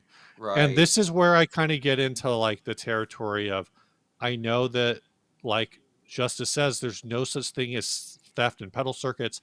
I understand that. I agree with it. I know people will argue because we've talked about like demon effects and how they try to they get so on the line with the graphics and whatever that it's like his demon effects actually or even warm audio like his warm audio getting close enough to the graphics that they actually are impinging on some sort of intellectual property. I don't know. I don't want to rehash that right now. This is just a thing that I like. I struggle to process as a human being. I'm trying to figure out how to get me back on this screen. Well, I'm gonna stop. Yeah, that's. I don't know how you get you back on the screen. There I am. Have Look at that. Okay. So I was going to so share this so real quick though, while we're on this subject. Found this picture on their Instagram. Here's a picture of the. Yeah, there we go. It looks decent on the inside. Um, while we get back to this, Michael, let's talk about this. This is what not pedal is true. that? I will have to go back and look. That was the I don't know. It doesn't say. That's the problem. And there's no like second photo of the front of it to tell me what it is. Oh, okay. So, Michael, it's not true. Warm Audio makes stuff that exists still. They did it with the OCD, which is still being made. They did it with the Zen Drive, which is still being made. They did it with um, The OCD, they at least could claim, oh, we're making the old circuit. I'm not saying that yeah, it's a good excuse. I'm just yeah. saying They that could they they could could make make that that claim. excuse. But with the Zen Drive, that's a licensed product, Yeah, right? that's a licensed product that still exists. They absolutely are making something that's still being made and can be ordered right now to this day. Um, so it's one of those things. I Okay, think they're on shaky ground. I'm going to bring this back to a second because we just talked about this, and this is because you said like, yeah, we don't exactly know what the circuit is. It sounds like this one is a clone. I'm sharing if you want to pull this up. So Yeah. this right here, oh, it's blurry. That's too bad. But Um. right here, this is a pedal PCB logo in the Oh. corner. So this is what I'm saying. Like this isn't even, in my opinion, it's not even trying. You're not doing the groundwork. Right. You're just assembling. And it's a very clean assembly.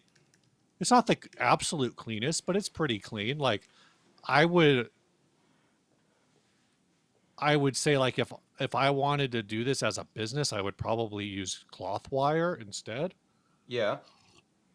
But that's an aesthetic choice. But again, I just this is gonna be listed for $150. This very much, in my opinion, falls into the territory of you bought a PCB for like 15 bucks and then you bought the parts and you dropped them in and it looks like the soldering's clean. I just and it's dumb. It's a very I recognize that I feel like it's a very um what's the word I'm looking for? It's a very like maybe not fair, Yeah.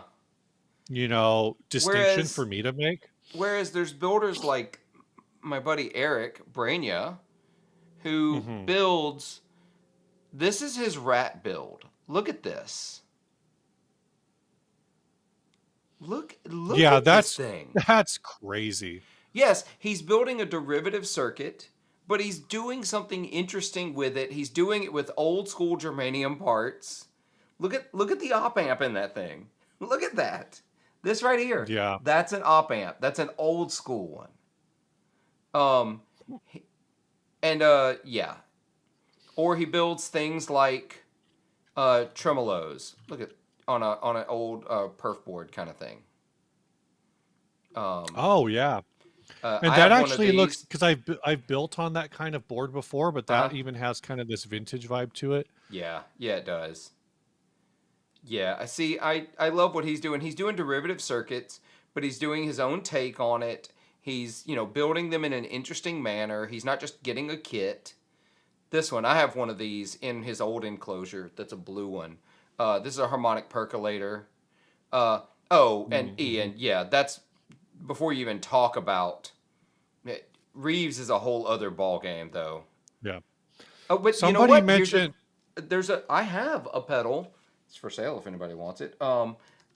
From I'm not gonna let me see. I'll do the search in front of y'all. The Rift Elysium, um, this thing, low gain fuzz. It's one knob with a voicing switch. Look at the wiring on this. Oh, is that just all point to point? That is all point to point, That's nuts. and this is a $199 pedal. Somebody, I forget the name, somebody a Sorry, it's while now ago mentioned 205 pounds. Now it's 205 pounds. mentioned a company called CKK Electronic. Their stuff looks really interesting. They're kind of doing a lot of bee themes, which is interesting. But Pete Thorne's done a demo. Pete is one of these guys who will not do a demo if he doesn't like the product. Yeah. So that's I also don't watch just his the demos because he is such a good player. The dude could play. He is the quintessential. He could play a broomstick through a cardboard box, and it would still sound incredible. yeah. Um, that's my biggest inspiration to make demos is maybe some people will watch my demos and be like, wow, this guy sucks at guitar, but he sure knows how to dial in tone. Well, I think there's a place for, so Jeremy Shepard calls it, there is a place for normal guitar players, like the non virtuoso guitar player in the demo space, because you can't, like, I only get so much information listening to someone like Pete play a pedal, right? I, I, Hmm. I don't play like him. I can't play like him. I didn't put in enough practice when I had the time to play like him, and I don't have the time to practice enough to play like him now. So I'm never going to sound like Pete Thorne. So why am I going to listen to Pete play a pedal when I can't do that? I'm going to listen to a normal guitar player who plays, Hmm. derivative blues licks and find out if this sounds good for me. That's what I want. I find this is a problem that I have with just my practicing in general. Mm-hmm. Um, I'm really comfortable. Well, from like a chord playing standpoint, I'm really comfortable in the key of G. Do you? Let me preface this. Let me back up. Do you find that you have keys that you just like to play in? The very first chord I play every time I pick up a guitar is just a good old I don't. fashioned G Just a chord. G. Okay, so I have found like that. I'm the same thing. Like my comfort space for chords is cowboy chords, and it's G, the key of G major typically, right? Um, G major or maybe like E minor. Yeah.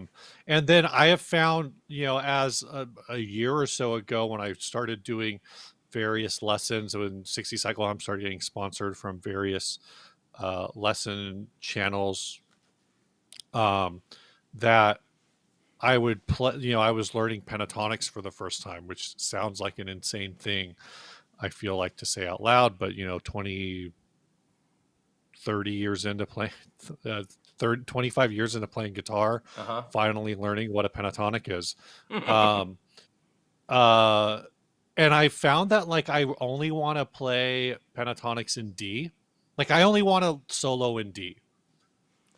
And Really? anytime I pick up a guitar, my go-to like pentatonic run is always in D. And I don't even know if I can play that in any other key. Obviously, like I should be able to. It's just a matter of like Right. moving up and down because it's a feel thing, but it is like kind of a goofy like little like I play, if I'm gonna strum chords, it's gonna be in G, and if I'm gonna play like goofy pentatonic licks, they're gonna be in D. And I don't know why. I know why. It's because I'm lazy and I haven't learned how to play in any other. It's positional. Yes. It's not about anything else, but Ian just a makes a goofy great thing. point here. I've actually mentioned this on threads before, and people disagreed with me.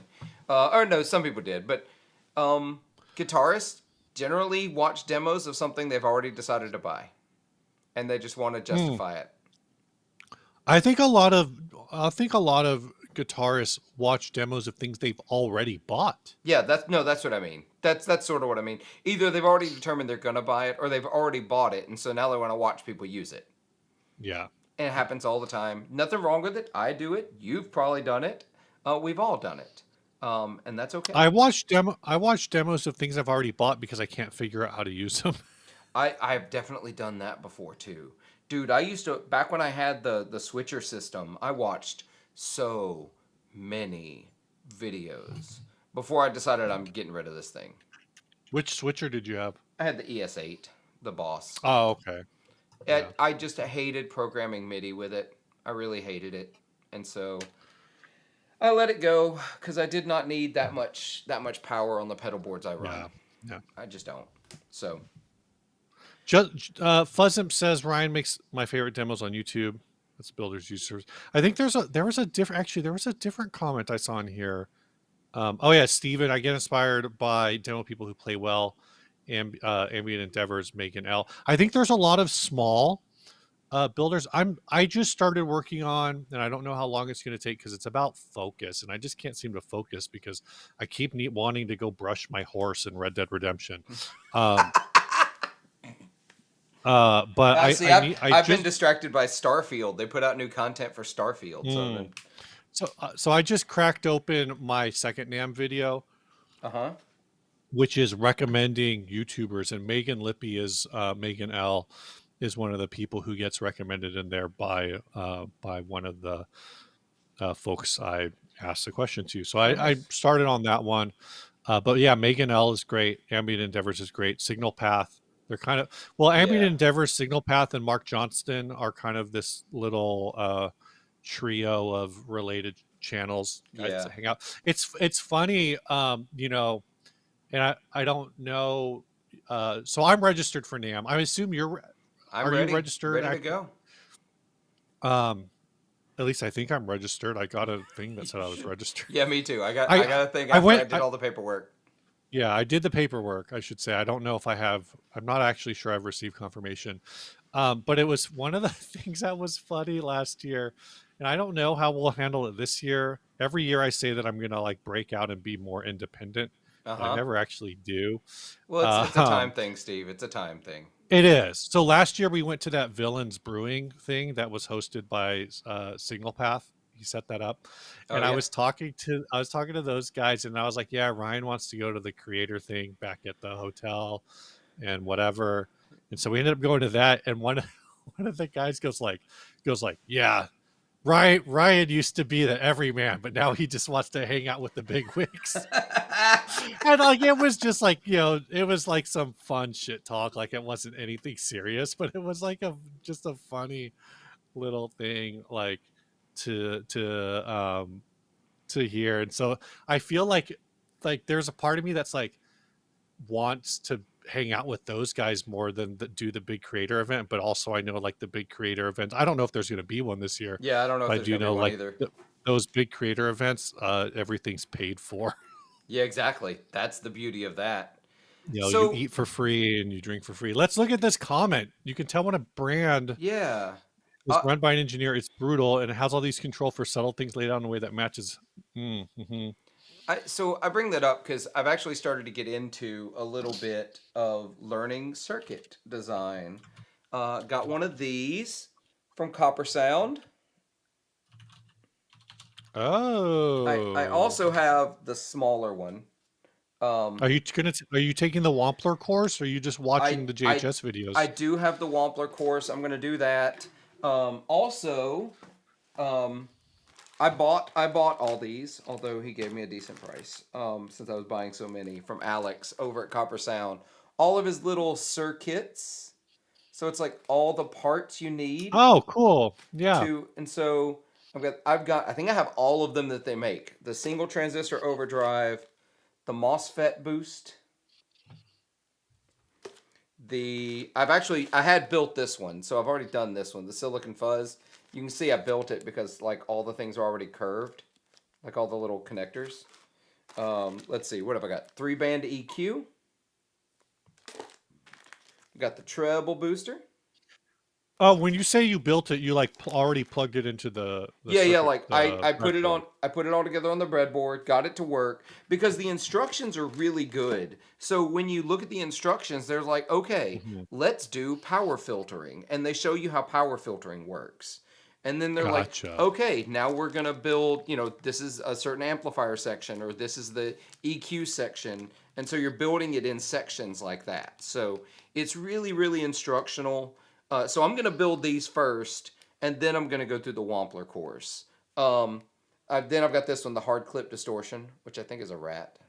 Um, but then also I had Alex put together like a grab bag of extra like commonly used parts Hmm. so that I can just grab them and build and start like tinkering with design a little bit once Yeah, I feel that's cool. comfortable. So I highly recommend it. Well, it's like you can, yeah, you can even just put together, like, say, whatever, like the fuzz or the overdrive or whatever, and just start swapping out, Hey, swap out parts. Yeah, exactly. resistors in position and And whatnot. they do make really cool little substitution boxes for like capacitors and resistors and Mm-hmm. transistors and diodes where there's like a bunch in a enclosure. You take the two leads, put them where you want them, or three leads depending on what it is. Transistors have three. Yeah. And then you can just flip a switch through the different ones to try different ones in audition them in the circuit. I'm looking at a picture of the Simplifier Deluxe, which is mentioned here, and it has 10, 11, 12, 13, 14, 10, 18 knobs, and four, um, Yeah, here I'll eight, share it. eight toggle switches.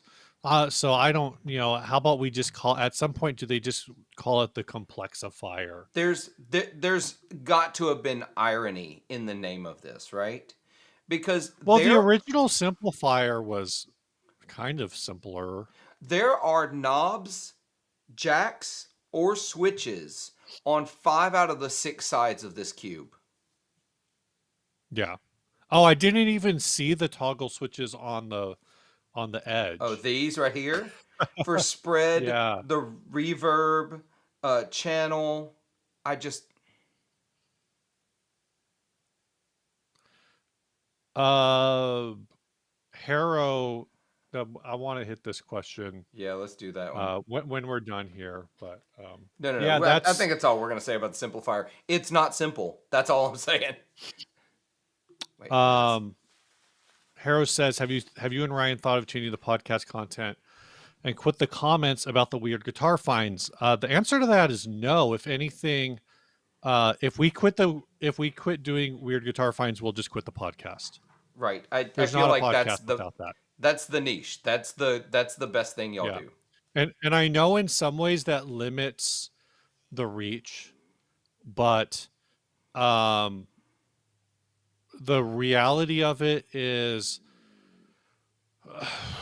I know there's brands that do it, or there's podcasts that do it. Guitar Nerds obviously is probably the biggest one. Mm-hmm. Chasing Tone. Um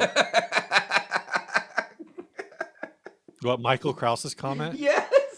It's Yeah, true. Michael would be absolutely distraught. I don't know what he would do with the 10 extra hours he has every week because he's not oh my sending god. in ads to the show.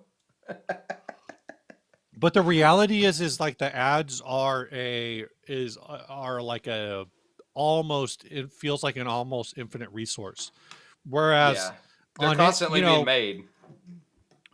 um I don't know. I'm trying to actually, I need to look up because I don't remember when the last time we recorded was. So It's been we a might be while. recording um September 24th was the last podcast recording date. So we're recording again this week.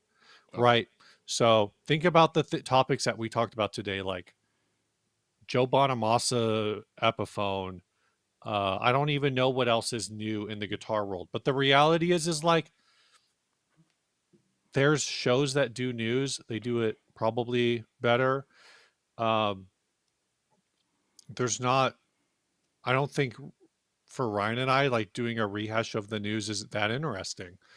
I don't. I think there's a lot of guitar podcasts that tried to do that, and didn't survive Nope. because of that. Because then you're struggling like, oh, can I come up with an original take on this? Can I, do this? Can I do that? And again, it's like it's a renewable resource, Yeah. so I don't see us ever changing um the thing.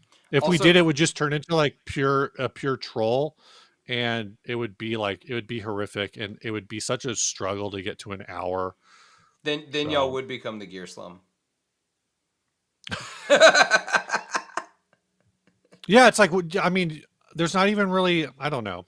I don't know how people get to an hour. It's hard sometimes. Let me tell you. So Michael, I feel like these two things are related. What would you do with all the ads you find? I think if they stopped doing that, you would have all the time that you needed to do the Wampler course. Uh, I can't help you with motivation, but yeah. Um, so Guitar while we're nerds, no, the guitar nerds talks a lot. All they talk about is gear. No, come yeah, on. yeah. Are we listening to the same show? All guitar nerds is gear news. I know. I've been on there a bunch. I know Tone Mob doesn't because it's an No. interview show, but we're Yeah. not In fact, it's not a. I don't even think he's an interview show. I've started using the term conversation show because people sure. think interview means I ask a question and let them talk for 20 minutes, and that's not how it works. But I wanted I to mean, I talk guess about. I haven't hold on, I haven't listened to the most recent episode, which is Goat Delay Pedals. They talk about their Um, favorite delay pedals of all time, talking about gear, and But then episode 35 or season 5 episode 35 is welcome to another episode of the Guitar Nerds. This week I'm joined by the wonderful Blake Wyland from Chasing Tone and the Tone Mob podcast. We'll be discussing Summer School Electronics new boost, the new Gibson Victory reimagining, and our favorite Balaguer guitar. So yeah, it's like two of those things are news. yeah. There's a lot of news on that show. Yeah, so I'm gonna back up. We're gonna talk about news on this show, except we're gonna talk about old news because that's how we do things, Steve. I want to talk about this. I want to talk about this so bad. Oh, the panel verb. I love this amp. I love this amp so very, very, very much. Um, I want one. I want one very badly. I don't know that I'm gonna get one. I'm excited it exists. I don't think I can drop $3,000 on this amp. But They're never going to get cheaper. I know. I'm hoping to find one on the used market if I'm being honest at some point. Because they're not limited. This is not a limited edition thing. This is a thing that is going to be regularly available. Um, Fair. So maybe they will get cheaper then, yeah. but But not the fact that it is a stereo output, stereo tremolo, and it's got wet dry reverb built into it. mhm. Ugh, I want it so bad. It is And pretty nuts. it's got a 15 and a 10. Come Yeah. on. That speaker combo has got to sound killer. Oh my gosh, I want one. I don't even care. Like I know some people are frustrated. They're like, "Oh, I hate the yellow or black." I don't care. I don't care. It's absolutely phenomenal sounding. I hate how much I want this. I This brings me so much hope that amplifiers aren't actually going anywhere and that there are still new and fun things to do with amplifiers. Can you only buy this through Third Man? No, I think Sweetwater has it. Okay. Hmm. Yeah. I just had this thought about like maybe I should just buy one to force Ryan to do a demo of it. And then after he does a demo, I'll just return it. Oh no. No. Pull the old switcheroony. No, that I've never done that. I think that's sketchy when people do that. Yeah. Oh, also didn't talk about the fact that it has like a 26 decibel boost. I didn't know it had a Yeah, I didn't realize it had a boost the too. drive knob here on the Hmm. input is a Yeah. boost. It's up to 26 decibels Is pushing it into it. switchable? No, it is not Oh, okay. switchable. Only thing switchable I think is the trim and the reverb. Gotcha. I'm pretty sure anyway. Yep. So the boost is meant to just go ahead and drive it at whatever volume you're having to play at, I think. But it doesn't work like a traditional like pre-gain and master volume. But yeah. I I hate how much I want it. I want it so bad.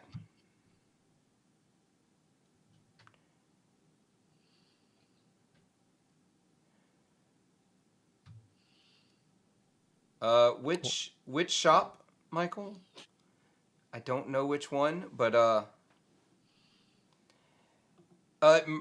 Murky, you're right. Don't get me wrong. I got to play one of those parallel 25s at Fretboard Summit, and I want one of those bad. I'm currently actually working on something to maybe try to make one of those happen.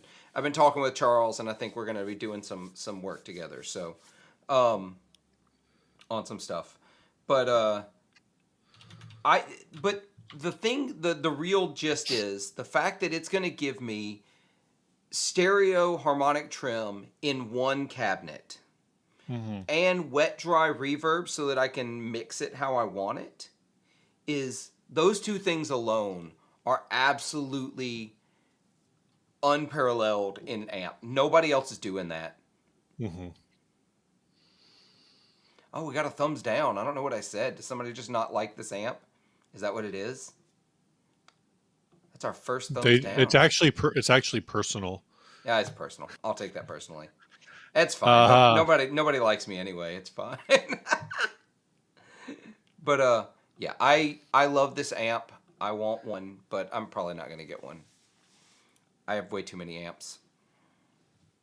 Oh, Manchester. Yeah, I did not make it there. I really wanted to, but just didn't get around to it.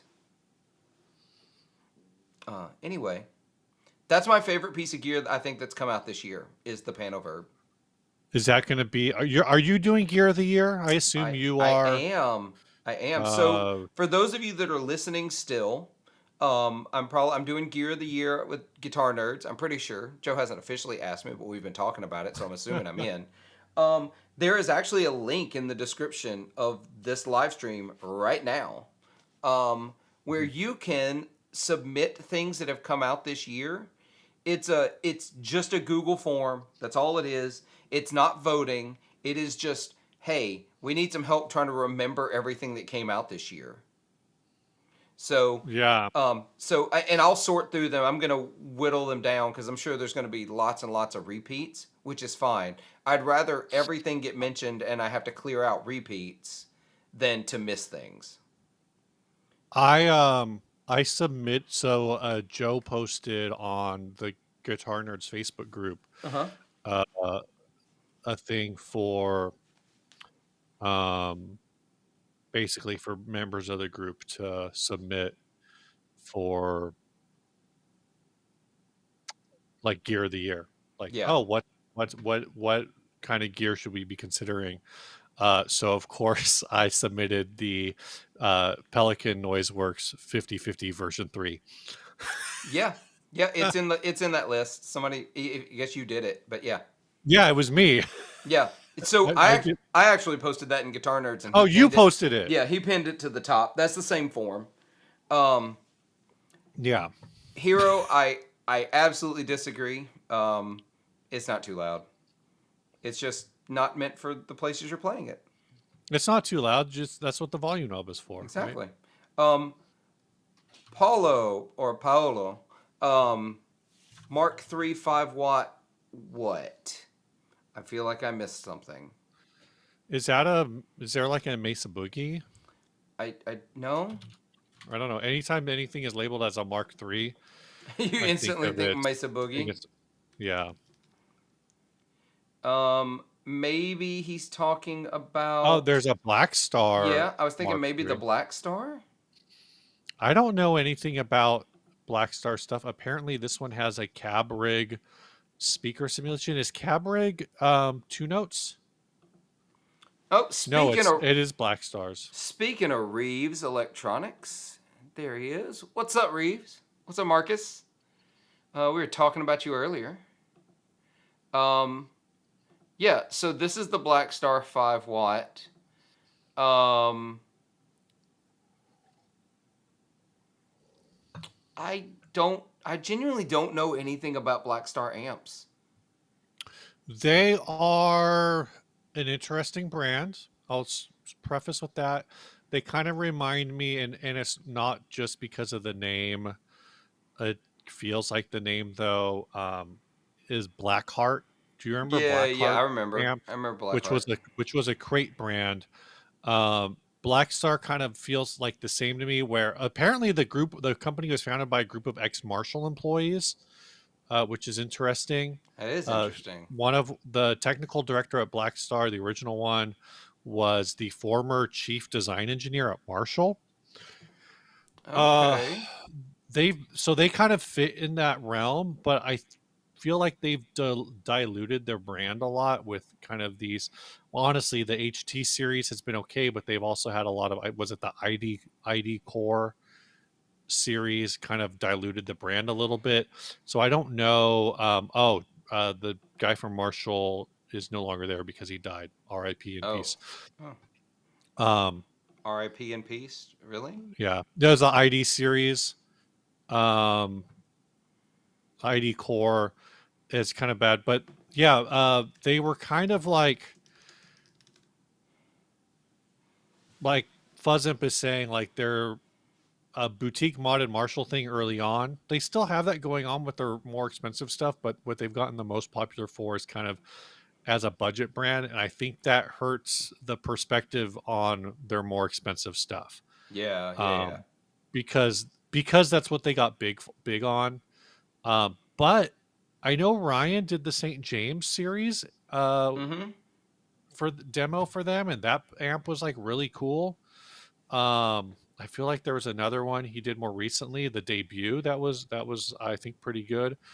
Um, but I they kind of have a brand dilution problem. I don't know anything about this Mark III or the technology they're using. It is a $600 5-watt tube head, Yeah. which with a ton of features. So Yeah, it's got like um, USB audio. It's got cab sim built in. I mean, it seems pretty good. Um, yeah, I'm going to go back to this. Murky says, I want the Fender Tone Master version of the Supersonic 22. Am I insane? Yes. So we're just going to say that. The only, I'm going to just hot take. It's not really a hot take. The only Fender Tone Master I care anything about hmm is the one they don't make anymore. I'm also really pissed off at this price that somebody got it for this price 6 years ago. But oh, just the Fender Tone Master, the this is actual the Tone Master. Fender Tone Master. Dave Grohl used it. Richie Sambora used it. Johnny Lang used one. This was their custom shop tube amp. hmm And it's 100 watts with an effects loop, um, loud as hell. What an incredible amp it was. I never got one. I never could own one. I never bought one when they were around because I never had that much money. Yeah, Um, yeah. and now that I have, adult money, making with a full time job and no kids, I just I have other amps now. So, but yeah, this was sort of their first like dip into the um dipping into that channel switching, uh, 100 watt, higher gain, really doing it kind of thing sound. Right, right. And I am sad I never got one. They need to make the Tone Master Tone Master. Oh my god, please don't. Oh no. No, no. Oh no, and then they could put the a sim of the Tone Master in the Tone Master Pro. So Oh my gosh.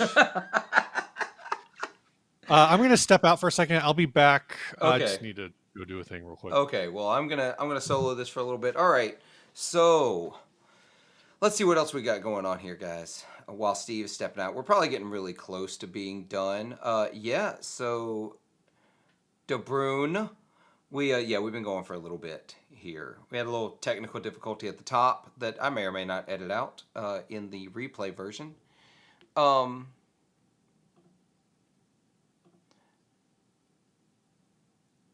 Yeah, that's a good point. You're not really going to get cheaper than the Supersonics. They're so cheap. They're so affordable, especially used. Unless you just want something lighter. I mean, that's a thing. Uh, Fuzz Imp, the Tremolux. Um, those are incredibly great sounding. Uh, I've played a bunch of them and never owned one, but I think they're just such an incredible amplifier. The effects loop hero. I'm going through all these questions quick. See what happens when I don't have Steve. I just move quickly. The effects loop podcast is around. They took a hiatus for this year. When the hiatus started, they didn't know how long it would go.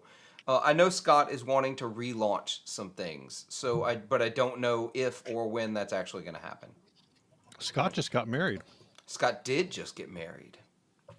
So, but there've been lots of life changes. Things happen. I understand. We all get a little busy. That's why my podcast, I claim it as a weekly podcast, but by the end of the year, I really average out to like every other week, just because summers get so busy at work. Yeah, you really only do you like 26 episodes a year? Right now, I'm at 22. I'll probably hit 30 episodes. Uh, Oh, I I get about 30 to 35 episodes a year. The first season, I did a lot better. Um, right. but it's just then just coming out of COVID, everything picked back up at work, and so there's lots of things going on. Okay. Um, Fuzz Imp. The continued trending is more new tube amps will be made, and the innovation and market for tubes will trend towards higher and higher end as time goes on.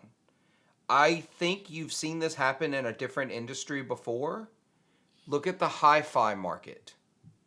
What Mm, used to be hmm. super commonplace, and then slowly got replaced by transistor. Now the only market for high-end hi-fi gear, hi-fi 2 gear, is the high end. Sorry, that was really badly worded. The only market for tube hi-fi gear is in the high end. Right. I don't know that tube amps will get completely there, but yeah, I could see that going that way. I mean, there's definitely like a push. I don't, Yeah, as it's long as I think we could be a pretty far out. I think generationally, mm-hmm. um, we're probably still at least 20 years away from tube amps going fully high end only. Yeah, I think it'll I be think it's even interesting that further. I think it's further I away. think it, yeah, I think it'll be interesting to see how like um, digital native, uh, how like the digital native thing changes the perception on tube amps eventually. But there is something I think to be said for not having to carry a laptop with you everywhere you go or whatever. Yeah, I think there's a lot. Um, and I think the general, I haven't looked into it because I just can't be bothered to care. But I kind of feel like the Nano Cortex flopped. I do too. I Um, feel like it was not well received. Now that doesn't mean that in the long run it won't be kind of thought highly of, but in the initial like gut reaction of the launch, it was not what people wanted. But yeah. right now, you know how it's funny because everybody said like Dave Grohl needs to go hug who was it that had the singer replaced? I'm trying to think of the band. Uh, Lincoln Park. Lincoln Park? Yeah, like Why does Lincoln Park and Taylor Swift both had like big news happen the same day that Dave Grohl's Bad News dropped, Oh, and so it kind of didn't hit the headlines that maybe it could have. I feel like Neural DSP is kind of thinking the same thing about Kemper. Kemper like dropping the update that you have to pay for around the same time that the Nano Cortex was launched. oh, I didn't see that. Oh, did you not see the Kemper thing? No. Oh, hold on. Oh gosh, yeah. So there's new Kemper player upgrades, right? Mm-hmm. Oh, hold on. Kemper player update. There's a Kemper player update, and it is. Hold on, where? Donde está? The profiler player upgrades. Yeah, yeah. Da-da-da. So here it is. I think this is going to be the site right here. Okay. So to get the upgrades to the Kemper player profile that they launched, right? Oh, yep, here it is. Mhm. So let's look at this. So here's the Kemper player profiler, right? Profiler player. It's their small version. Um, it is $729 for the to buy the unit. That's the unit, That's right? to buy the Yeah. unit. To Uh-huh. buy the level 2 and level 3 upgrades are $179 and $149. If you want to go get both of them, it'll cost you $300 to upgrade your player profiler. And this is just a like you're paying for a firmware upgrade. Yep. Yep. Is that so you're paying for the thing that traditionally everybody just gives you for free because they want you to not replace your unit with something like I'm still running I think firmware 3 on my HX Stomp even Yep. though I know there's a newer Yep. one out there. I just haven't downloaded it. Um Yep. And I'm still on the beta test team for the Line 6 products, for the Helix products, yeah. and they've got more stuff coming. Like, and it's all Mm, free. Um but so it adds a bunch of reverbs, effects, some drives. It's the equivalent of a Helix upgrade, like a Helix firmware update. yeah, But yeah. they want you to But you're pay paying for it. $180 for one of them. And That's then if you so want the level weird. 3, which gives you 8 individual effects modules, a parallel path, a looper, and a Mhm. rig memory to store more rigs. Like, these should be free updates, free firmware updates for your Yeah. product. You That's should not be just charging £300 or dollars for it. yeah. I'm trying to Dollars. find this. Someone mentioned earlier. I don't remember who it was. Oh, Michael Kraus mentioned Copper Sound releasing a double tap pedal, but I'm not seeing Yeah, I it don't know what that is. anywhere. Their Instagram looks a little behind though. Yeah, I'm looking. Maybe this is it. They've got a dual tap tempo sync tool. Oh, Yeah, yeah. okay. It lets you sync 2 tap tempo devices with 1 foot switch. Yeah. Um, so Michael, there's a difference in being believing something isn't necessary, but then also understanding that people want a thing and will pay for it, and so you make it. The dual tap tempo sync tool is actually and go back an image This one? to that circuit. Yeah. That one's really interesting because that's like this is an extremely simple Oh yeah. but it's actually interesting to me that they're using a 3PDT, but it's probably because that's what they have on hand. So I don't think you need a 3PDT for this, but I don't know. No, no. You see how many posts they're not using.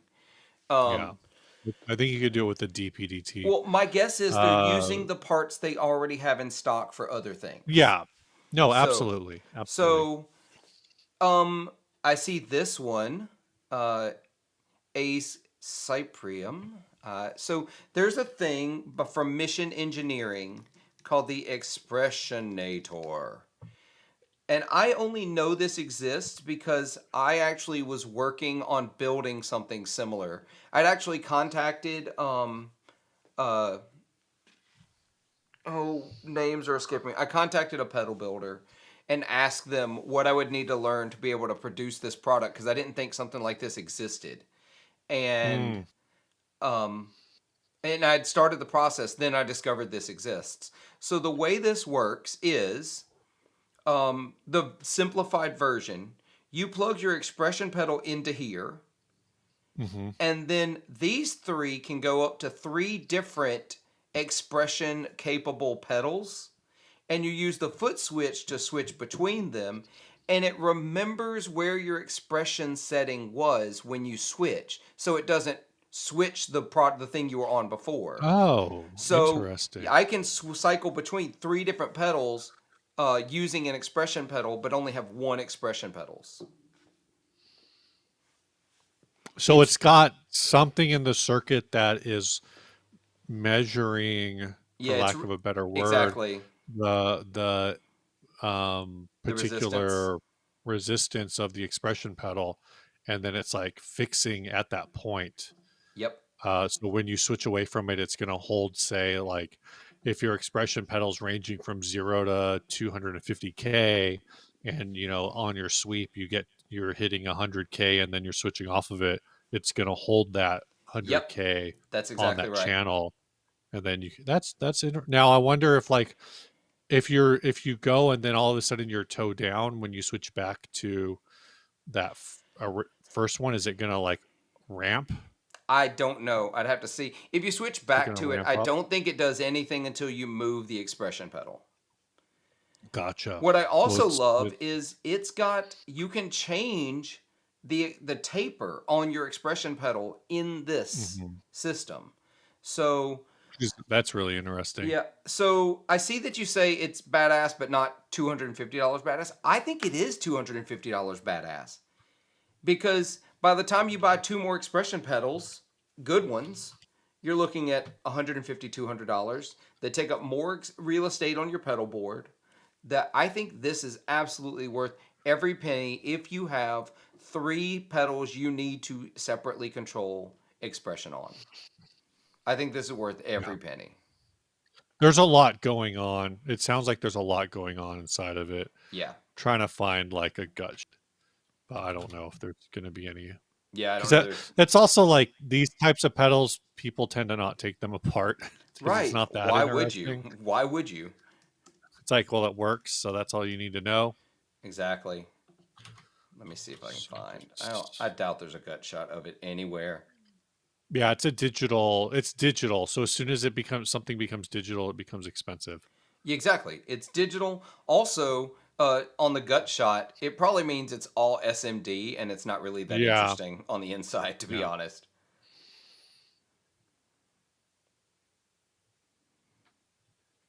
So anyway, I think that's super rad. Oh, Steve, anything else? We're over we're at almost 2.5 hours, and Well, that means it is we lunchtime. started 20 minutes late That's ish, true. sort of, in a way. Um, no, I don't think I have anything else. Yeah, I think I I'm feel gonna like go eat lunch. I think we covered a lot of stuff. we did cover a lot of Yeah. things.